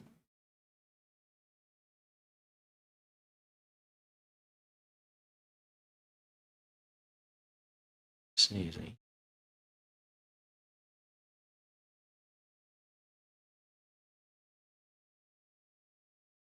All right, so while that soaks, we take a look at what you guys are talking about in the chat room. We've got about 20 minutes left here of the show.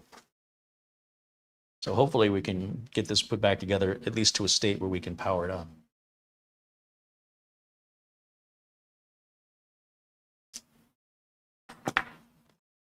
Let's see.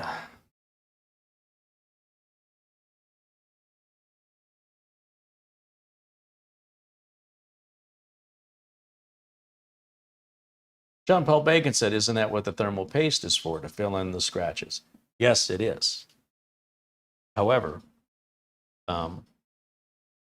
little surface scratches on this don't really matter. But if you dig down, like with a screwdriver or something metal, and you're gouging it, you may impede the thermal performance because of how much thermal compound has to fill in the gouge. But yes, the thermal compound is there because of the imperfections of the mating surfaces of both the internal heat shield of the CPU and the cooling contact plate of the heatsink. But it's just meant for surface scratches, not for anything deep.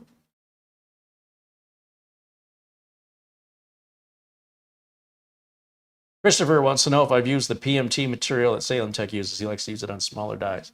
I don't know what PMT material is. I don't believe that any material really works any better than any other. Whether you buy an expensive thermal material or a cheap thermal material, in my experience, they both do exactly the same thing with a margin of error that would accompany the room temperature, meaning that there'd be no real scientific way to prove that it's making any noticeable difference unless there's something else about the material that makes it easier to apply. It's 6 of one, half dozen of the other. So I just do them all the same and consistently. But, you know, he runs his business his way and, you know, it's all good. That's what he wants to support. Remember, we have to support these things that we do for our customers. It's not we're doing it for ourselves. When you're doing your own thing, you do it any way you want. And if it affects anybody, it only affects you. If you pay money for a job to be done and then the job doesn't, you know, there's still a problem afterwards, it's not good for business. And if you want to keep extra inventory of different thermal compounds for different situations, that's your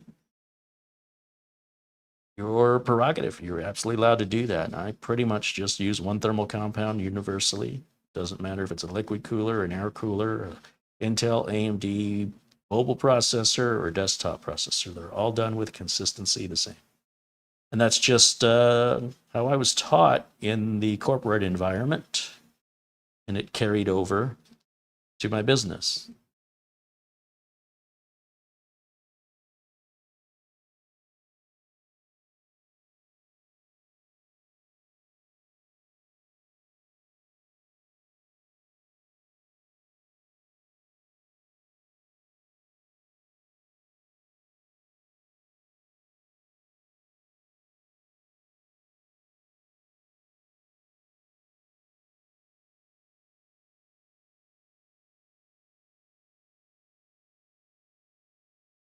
It does appear they put a bit too much on here from the factory, but that's sort of what they do. Not uncommon.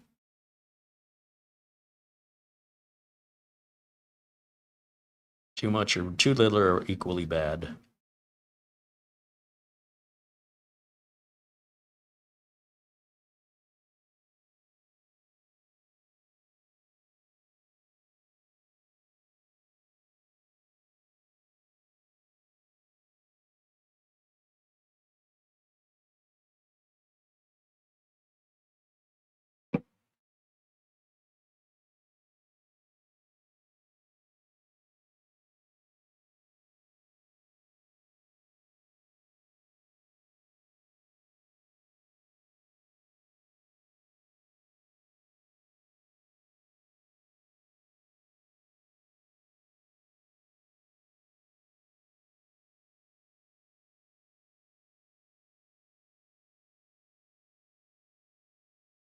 Struggling with that little tiny bit.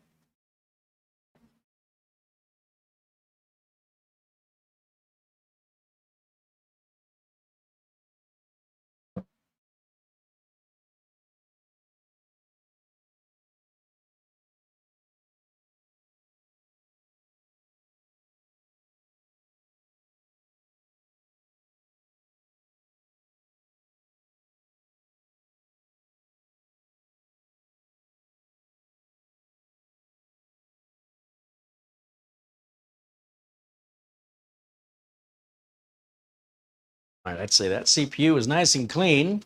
And now I can just finalize here one final polishing of the contact plate.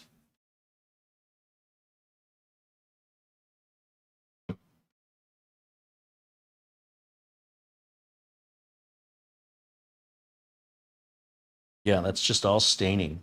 That's all that is. It's all stain.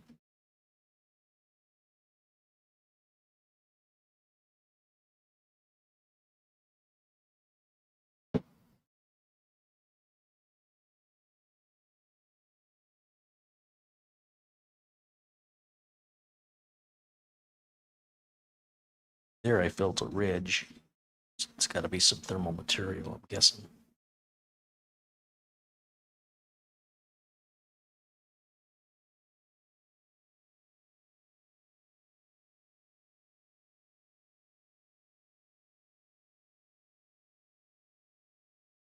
Okay, I think we're ready to put this all back together. Now, the way I apply the thermal compound here is that we do not apply the thermal compound to the contact plate. We only apply it to the CPU. Now, the CPU has no internal heat spreader. These two items are what we call the dies. They are very easily cracked, and they're fully exposed. Normally, you have your plate over it that says Intel and all the writing. But what's underneath that plate is thermal material and then the plate. That's why I chuckle to myself when I hear people talking about the thermal material between the heatsink and the top of the plate when they've given no consideration to the thermal material on the other side of the plate. So if it's so important to them, why are they doing only half of it? You can also damage the CPU by taking the heat shield off of it because it's glued down and it may rip the die off with it. So how important is it to you? There are special tools that are made to help with that. And if you want to spend that kind of money to do something so insignificant, there's plenty of other YouTube channels that'll be more than happy to show you how to do that. We don't do that kind of work, nor will we ever. We're trying to run a business. We're trying to stay in business. So what I need to do now is grab my nitrile glove and the same thermal material you always see me use. So in this case, we've got Like I said, the internet's obsession with CPU heat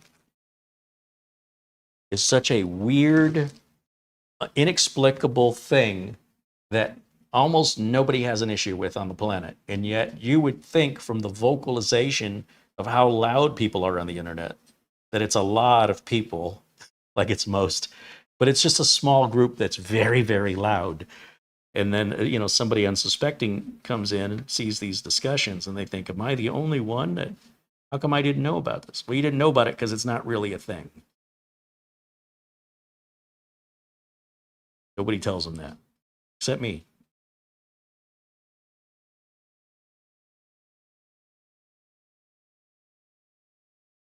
When we have a problem, that's a different story. And if our problem is self-inflicted because we're trying to run the processor beyond the manufacturer's recommendations, that's on you. You created that problem. Manufacturer's product worked exactly as advertised, and you pushed it beyond those limits. And as a result, you need to do some extreme cooling solutions. That is not a normal thing that most people do. Therefore, it doesn't generate any business for me, nor have I had any customers ask me to do that for them. So never, not once, never ever happened in 30 plus years. That's why I think it's weird. Because they talk about it online like it's affecting everybody all the time. It is just a phenomenon I can't wrap my mind around. So this stuff is a little bit dry. And I'm making a big mess, but that's okay. I'll clean it up here.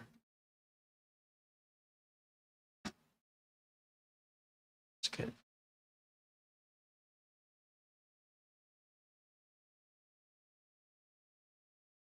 Let's see. I guess I can get this out of the way.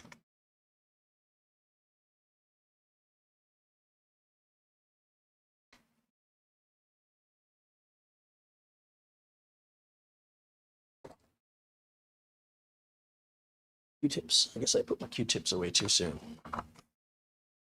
All I need to do is just kind of clean up the edges here.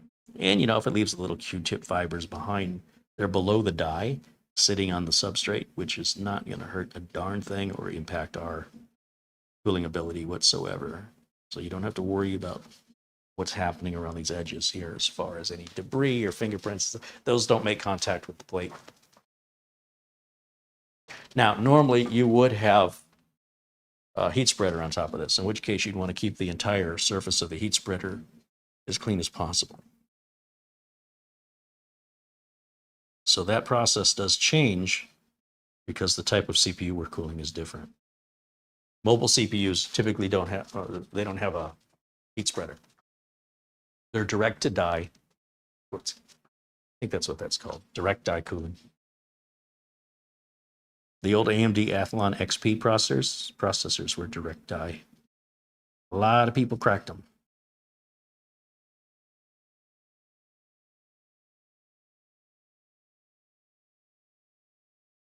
Good. We're ready to go. All right. $300 in labor for a $200 PC, and we're not even sure it's going to fix it. But hey, why not? Well, we've got this off. Let me just blow through it one more time.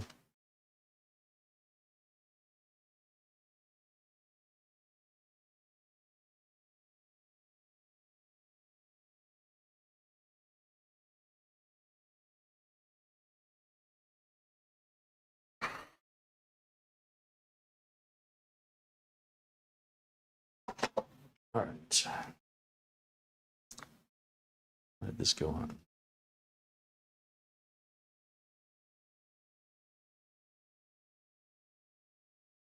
Something like that, as I recall.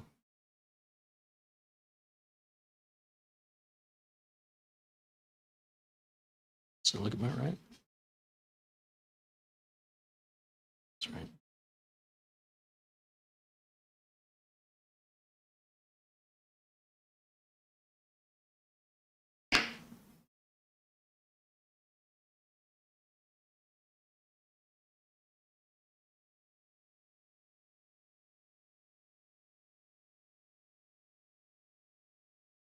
Now you definitely want to follow the the clockwise rule, or the, I'm sorry, the opposite corners rule is what I mean to say. Because we want that mating surface to be 100% flat. And you can see the way that the heatsink is being lifted up over here. So we have to sort of move this a little bit. That's not here. Again, being aware of those Wi-Fi antenna cables there. I think that's right.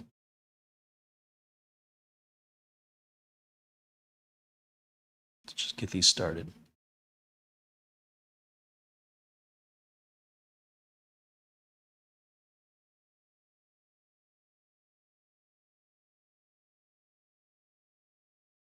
Now, if you look very carefully, there's little numbers written right on each one of these posts.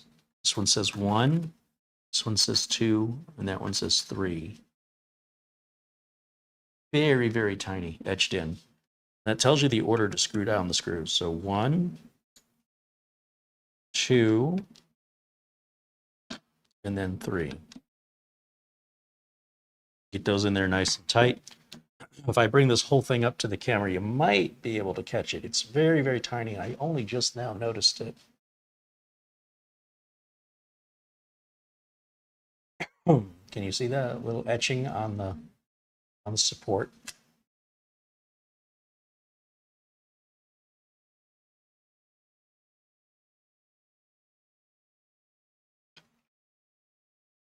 Okay.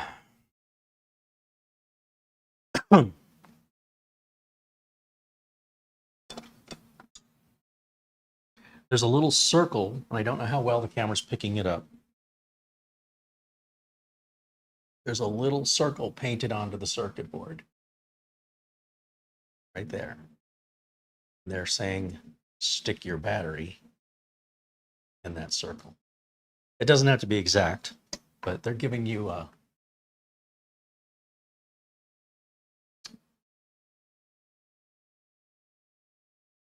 hint, I suppose, some direction. In case you're not sure, you can't remember where it came off.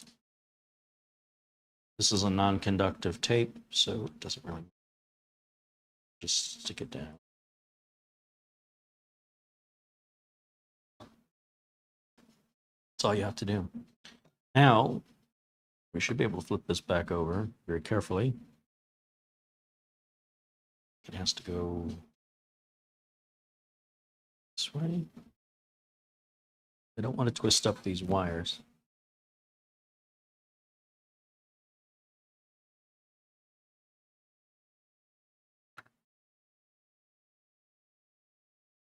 Something like that. Now there's a lot of dirt down here, so this is a good time, because the fan sits there, this would be a good time to grab some cleaner. Just Windex and a paper towel is all you need. And we'll wipe that clean in there just because we can. The customer will never see it. The customer will never know that you went through this extra effort. But it's in your benefit for giving this the longest lifespan between services. So that can build up that much dirt. You know, if it took 8 years for it to get that dirty, it'll take another 8 theoretically to get that dirty again. But if we leave it dirty, then it'll just clog up that much faster. So again, this is the kind of work the customer will never know that you did. And you can even tell the customer you did it, but unless you filmed it to show it to them, you know what I mean? Like, nobody's going to check what you said. It's highly unlikely, unless you're being investigated undercover.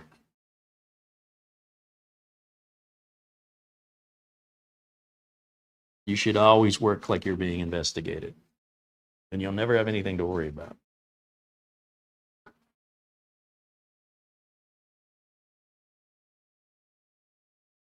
You know, those TV news stations will send somebody out with all this needs is a button pushed, and then they take it to like all these different computer repair places. Canadian Broadcast Company does a bunch of those, the CBC. So if you want to see those tech scams on the CBC, you can search for that here on YouTube. There's a lot of them. Also cell phone repairs and people looking at your photos on your phone and overcharging for work that doesn't need to be done. Yeah. So at any point, if you're running a business, you don't know if the person that brings a computer in is setting you up to see if you're honest. So always work as though you're being watched and monitored, measured and judged. And work with the quality that you would on your own system, right? Well, I guess I got to put the fan on first in order to get this tape put on.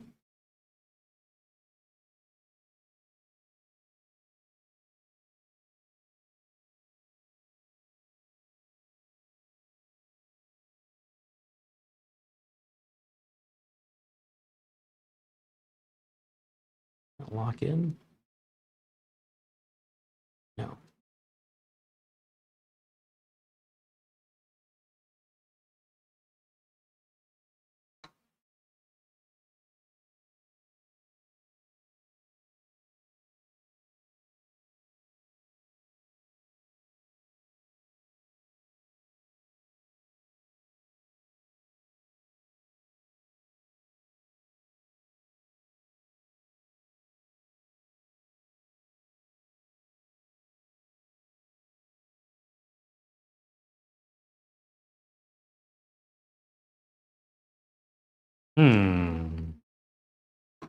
Thought something else had locked it in here, but maybe not.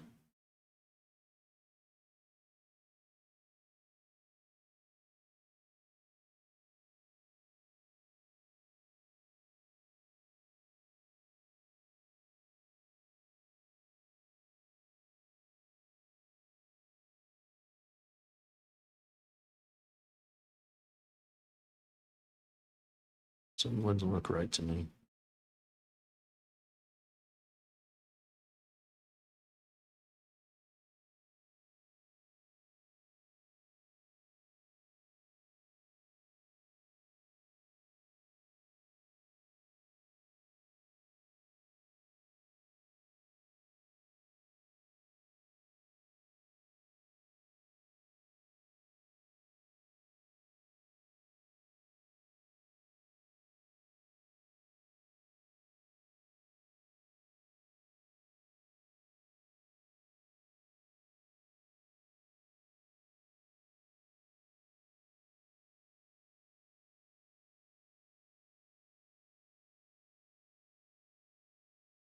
Happy with the way that tape's looking. Yeah. So the idea is that you're sealing the air in there, right, from escaping out the bottom. You're going to push it through the heatsink. And then the problem is because that tape is so old, it's not sticking very.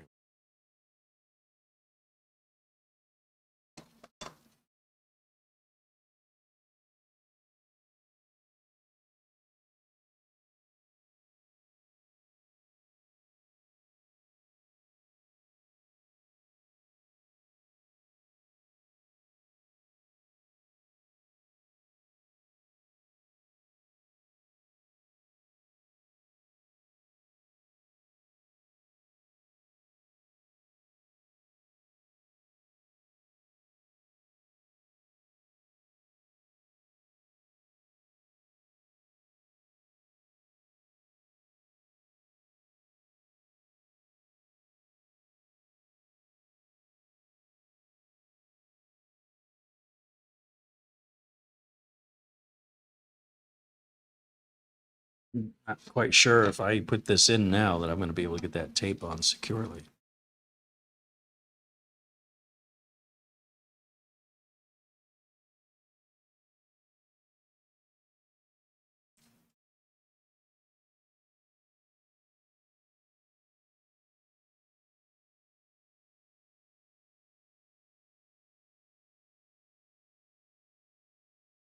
I'd have to just do both sides of it.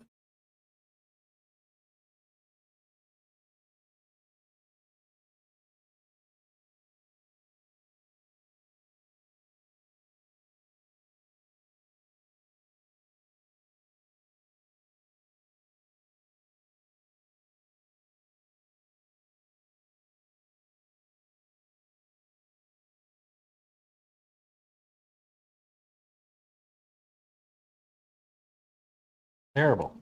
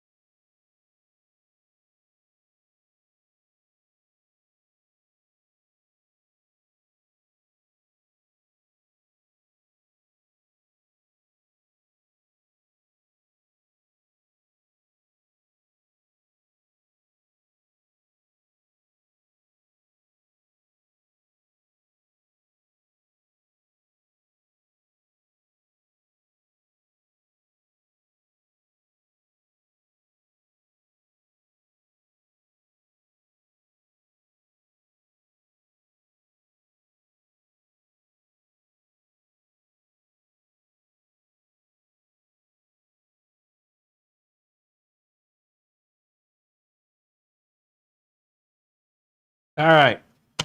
Very cringe.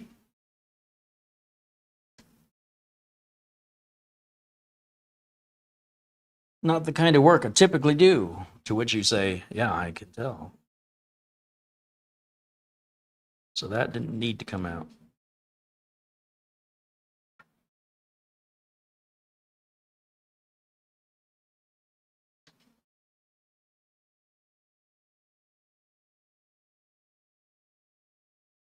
Now, oh, I can probably secure that fan back down.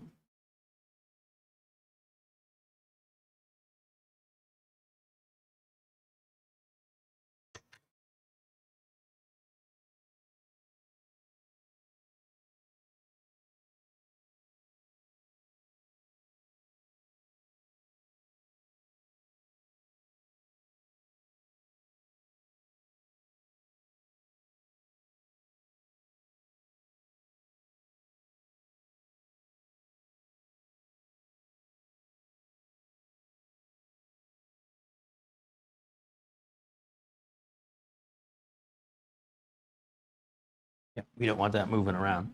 So let me just plug it in where it is, and let's just see if it's made any difference, better or worse. Still seems like there's some dust and debris in there. So one more shot of the air duster here.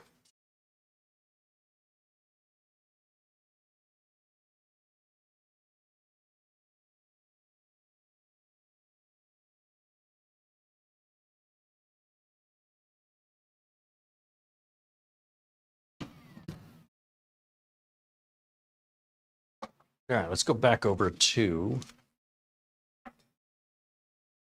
camera 1.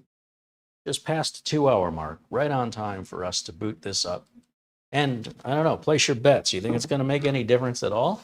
And if so, do you think that's a good difference or a bad difference?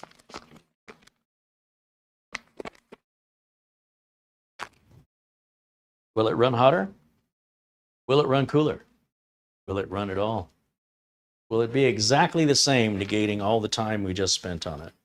Place your bets. Remember, if you're running a business, you have to generate revenue in order to pay the bills.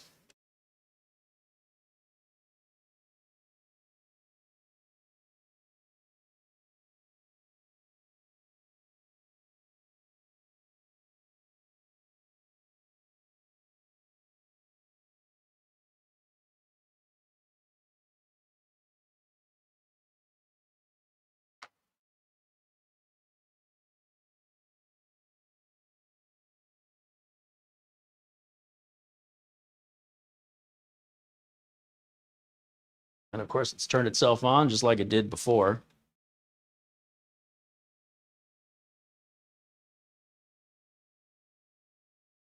Keyboard and mouse can go back here into the blue port, not the yellow one.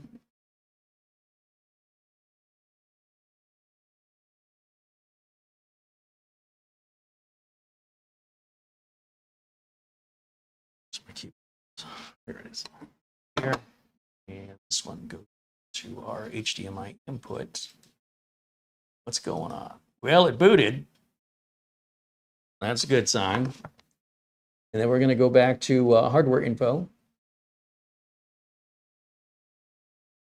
Right here.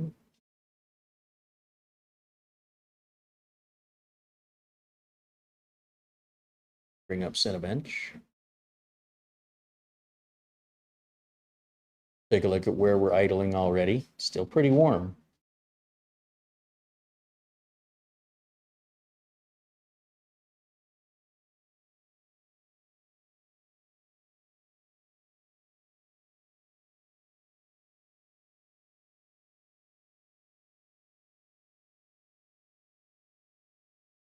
Cinebench not start. We're good to go.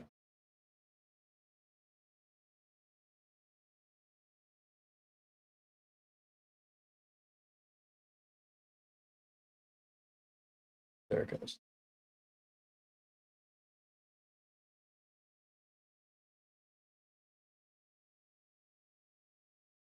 We'll keep an eye on it, see what it does here in the next 90 seconds. Just started.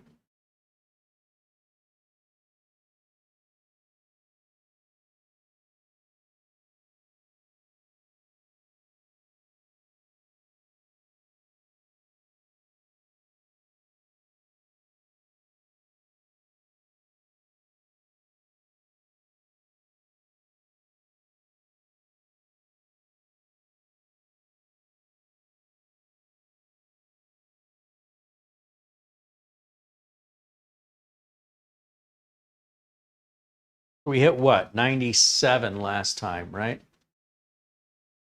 And we hit that within 1 minute and 20 seconds, another 40 seconds to go.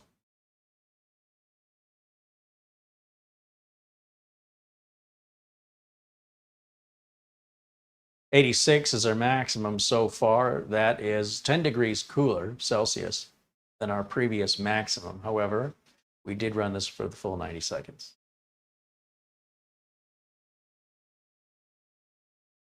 A 10 degrees Celsius difference, I'd say, is worth doing. If it's 3 or 5 degrees Celsius, I'd save your time and effort.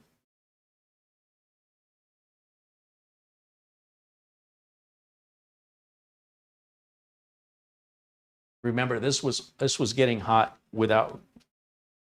just by running one simple application. It was starting to overheat. So that looks good on that test. Let's stop it because we're well past 90 seconds. Let's start the single core, which is typically not as resource, doesn't generate as much heat, but I want to be thorough here. We'll test both. Again, we'll go for 90 seconds on both of these tests.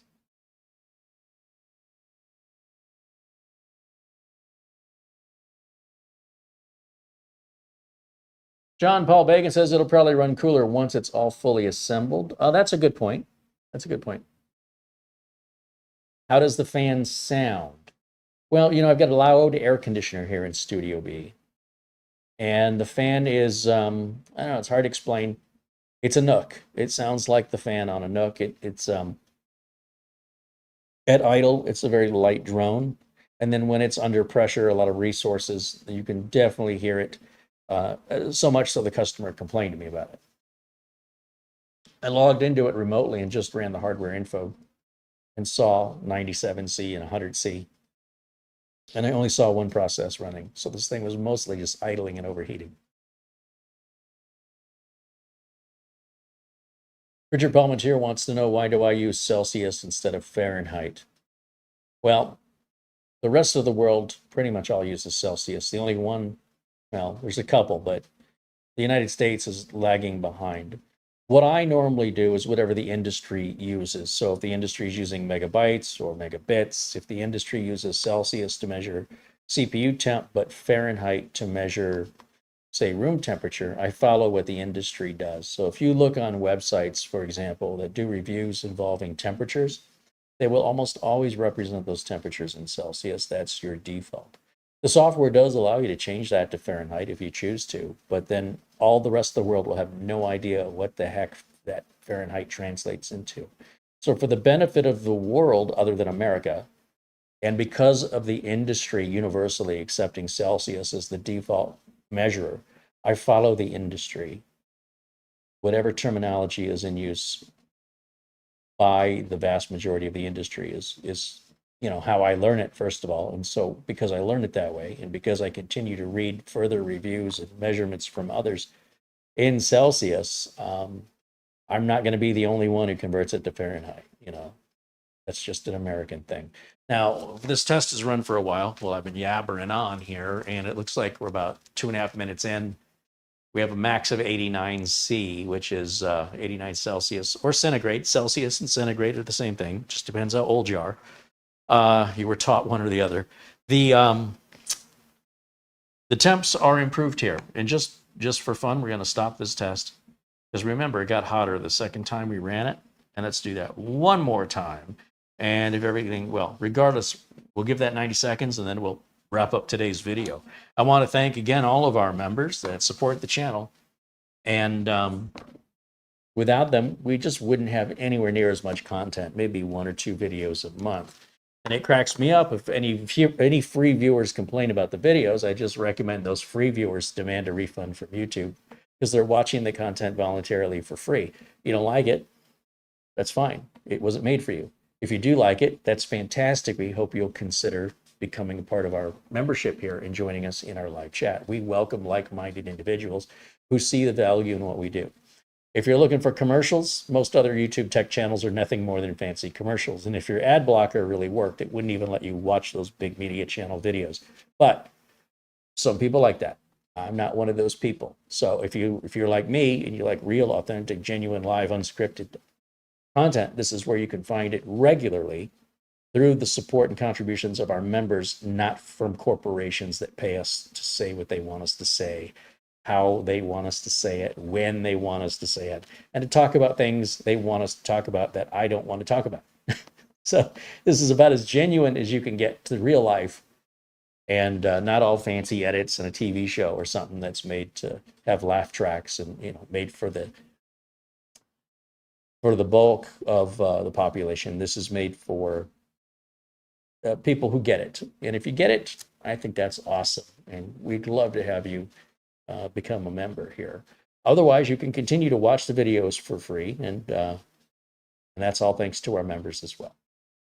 So far, we've been running on this test now for nearly, 2 minutes, and our hottest temp still at 89. So our hottest temp before was 97. That's an 8 degrees Celsius difference. Is it going to change when we put it all back together? Maybe. I can't imagine it's going to change by more than 2 degrees.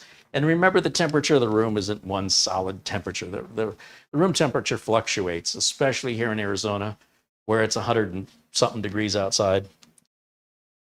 I'm going to let this continue to run as I switch back over to camera 1 and just thank everybody again for your contributions and your support. I'll check the phone real quick before I end the show today, just to see if I missed anything here. And hope you enjoyed today's show. I mean, I have no idea what we're going to do with this thing. A customer doesn't want it back. It's only Windows 10 compatible, so it's only got about 1.5 years life left in it. I don't know. I mean, if it's working and everything's happy, I'll set it on a shelf somewhere. It could be used as a project PC or something.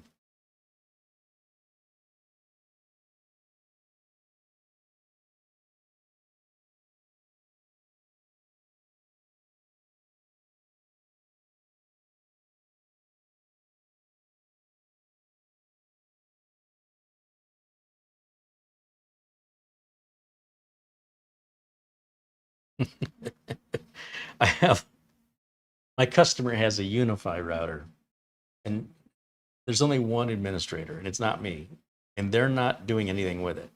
Well, apparently today something happened, and now the updates that the UniFi router has been wanting for over 2 years, every time an update comes out, I'm getting an email, and I have 15 emails. You went from this version of OS, now you went to that one, and now there's an update to that one, and now there's an update to that one. And it just keeps sending me emails every time. Who's ever at the office is doing it, it's alerting me. I don't have the access to do it myself. I can't maintain that UniFi router, or UniFi OS. And just the number of updates. I mean, I'm glad they're doing it, but holy moly. You'd think that thing would auto update on its own. And maybe there's a setting for that. I'm not familiar with the equipment. And as I mentioned, there's only the one administrator account, and it's tied to Ubiquiti's server. So you can't just, like, if the person who's the admin dies or they forget their password, you have to talk to support at Ubiquiti, and then they have to release it on their side for you to log into the router on your side. It's a corporate level. I told the company this isn't right for you, but they bought it anyway, and they had another tech set it up. And I said, maybe the tech who set it up should support it because I don't know anything about it. Oh, no, he's just setting it up and leaving. We still want you to do your thing. And I'm like, okay, but I'll do my best. I don't know what I'm doing with this thing. So I just have this whole thing of emails. It's cracking me up. Wow, so many. There was a contribution yesterday that came from Charles Purdy for $10. Thank you, Charles, for that contribution. And I thought there was one other one that I didn't shout out.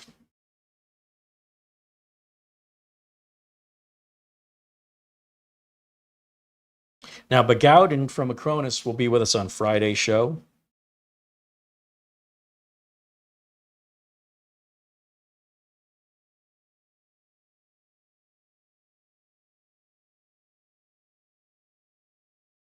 And then we also have some small clips from Australia from our friend Mitch Morrison, which I don't have ready yet to share with you, but we'll do that on the next broadcast. Also, I'm not sure if there's a show tomorrow or not, but I do have a lot of catching up to do. With regards to the minis forum machine, where I was trying to find the RAID option, if you watched the other day, yesterday was it? The BIOS is missing the RAID option. So it wasn't anything I did wrong. It's a pre-production unit and not ready for sale yet. So my contact at Minis Forum let me know that there will be a BIOS update. It's not a marketing error that it supports RAID 0 or RAID 1. We just haven't gotten to that part yet of the BIOS design. And we sent these out for a review early, and not a single reviewer, as far as I can tell, noticed that. Not one of them. So I'm proud that I'm the one who actually tested it, and not just play games with it, but actually tested it. And they confirmed that there will be a BIOS update. And when it's ready, they'll send it to me. And then we'll make a video showing how to update the BIOS. Once that's done, when we go in the BIOS, there will be an option to create a RAID 0 or a RAID 1 array. Once we're able to do that, then we can install our operating system, which of course will use Windows 11. And could be Home or Pro, doesn't matter. And then we'll see what the actual performance is, because it's my understanding they say it comes with a Gen 5 M.2 and a Gen 4 M.2.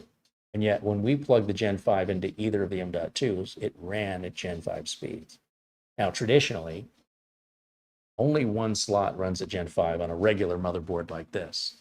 And if you put a Gen 5 drive into a Gen 4 slot, it's going to run at Gen 4, which is half the speed of Gen 5.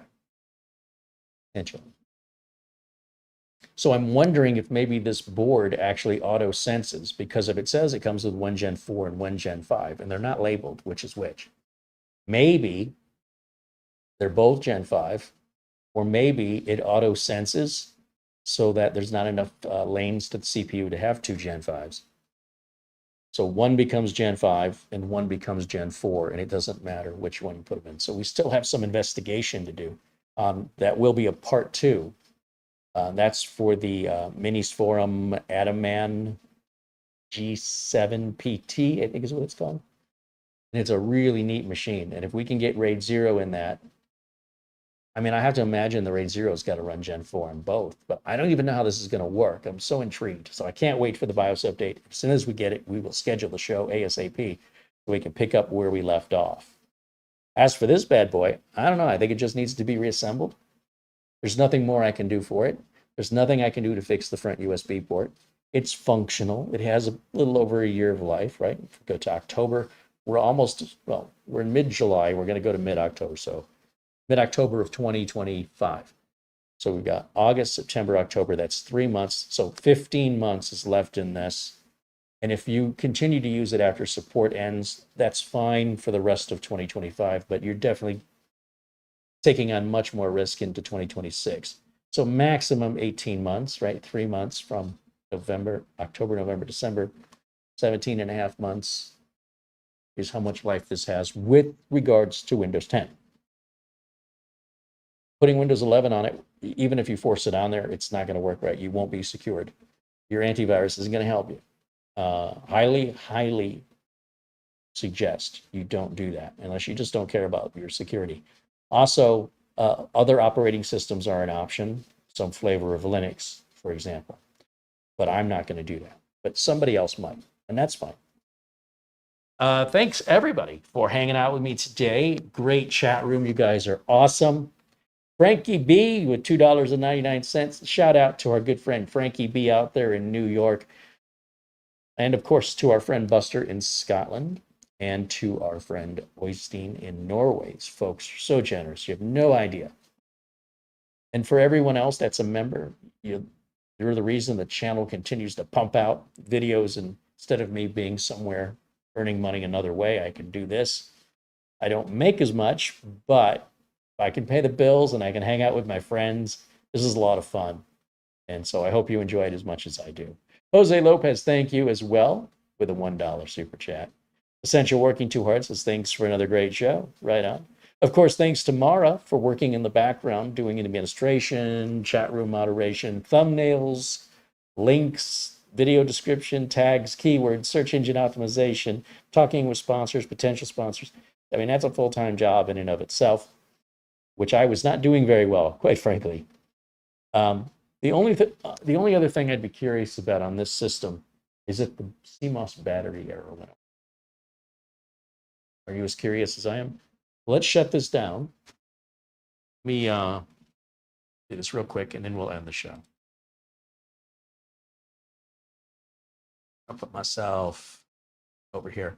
Oh, I've been leaving this running. So just real quick, let's see how it's doing.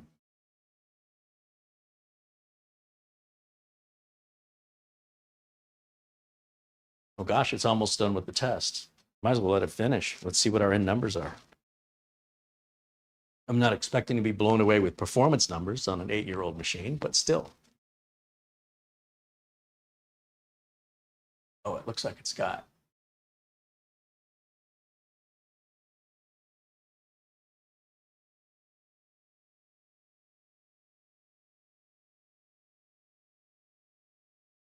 Why is my screen all distorted? Hold on a second, I gotta.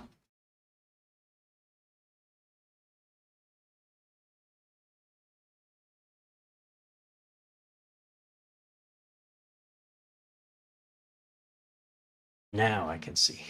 All right, what's it doing? All right, it's actually running the benchmark right now. Our maximum temp has not changed, 89. It's been solid the entire time. Hasn't broken 90 before we got up to 97. So that right there is an 8°C difference. And then we'll have our score here in just a moment.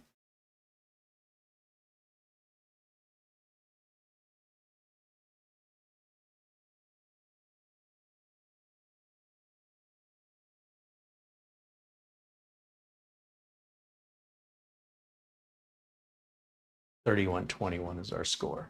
All right, let's shut it down. Shut it down. Turn it off.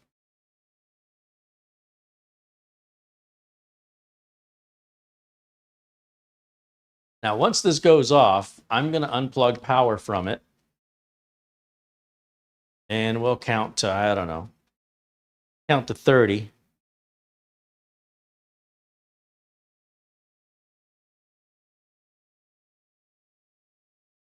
We'll make sure all the capacitors on the board drain out and that we're relying on the CMOS battery to provide the current needed to save the BIOS settings and date and time and everything else when the system has no power. Now, the system can be plugged in and powered off. CMOS battery won't do much, but let's plug it back in right now. And the good news is it did not just turn itself on. It's staying off the way it's supposed to. And then I will come around here and I've got to find the power button. I think this is it right here. Yes, I found the power button. I've turned it on. Let's see if we get a CMOS battery error like we did before. Here we go. I don't know how old that CMOS battery was I put in there, but it was new when I bought it. It might have been sitting in a drawer.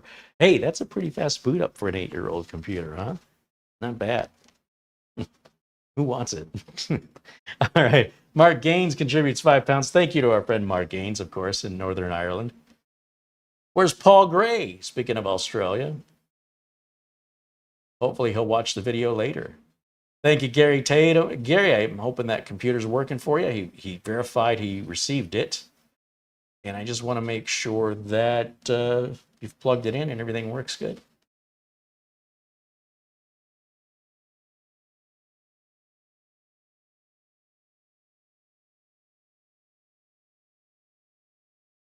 Thank you for hanging out with us, Bajan Guy, John Paul Bacon, Richard Palmentier, Jason H88, Andy Kane, as well as Essential Working Too Hard, and Christopher Horton, as well as Paul1961, 3D Everything, Christopher Horton, Dustin Fuller, and thank you to, scrolling here, Patrick Manny, Peter VZ, our friend Luke Grania out there in Vermont, Jose Lopez, Mark Leibowitz,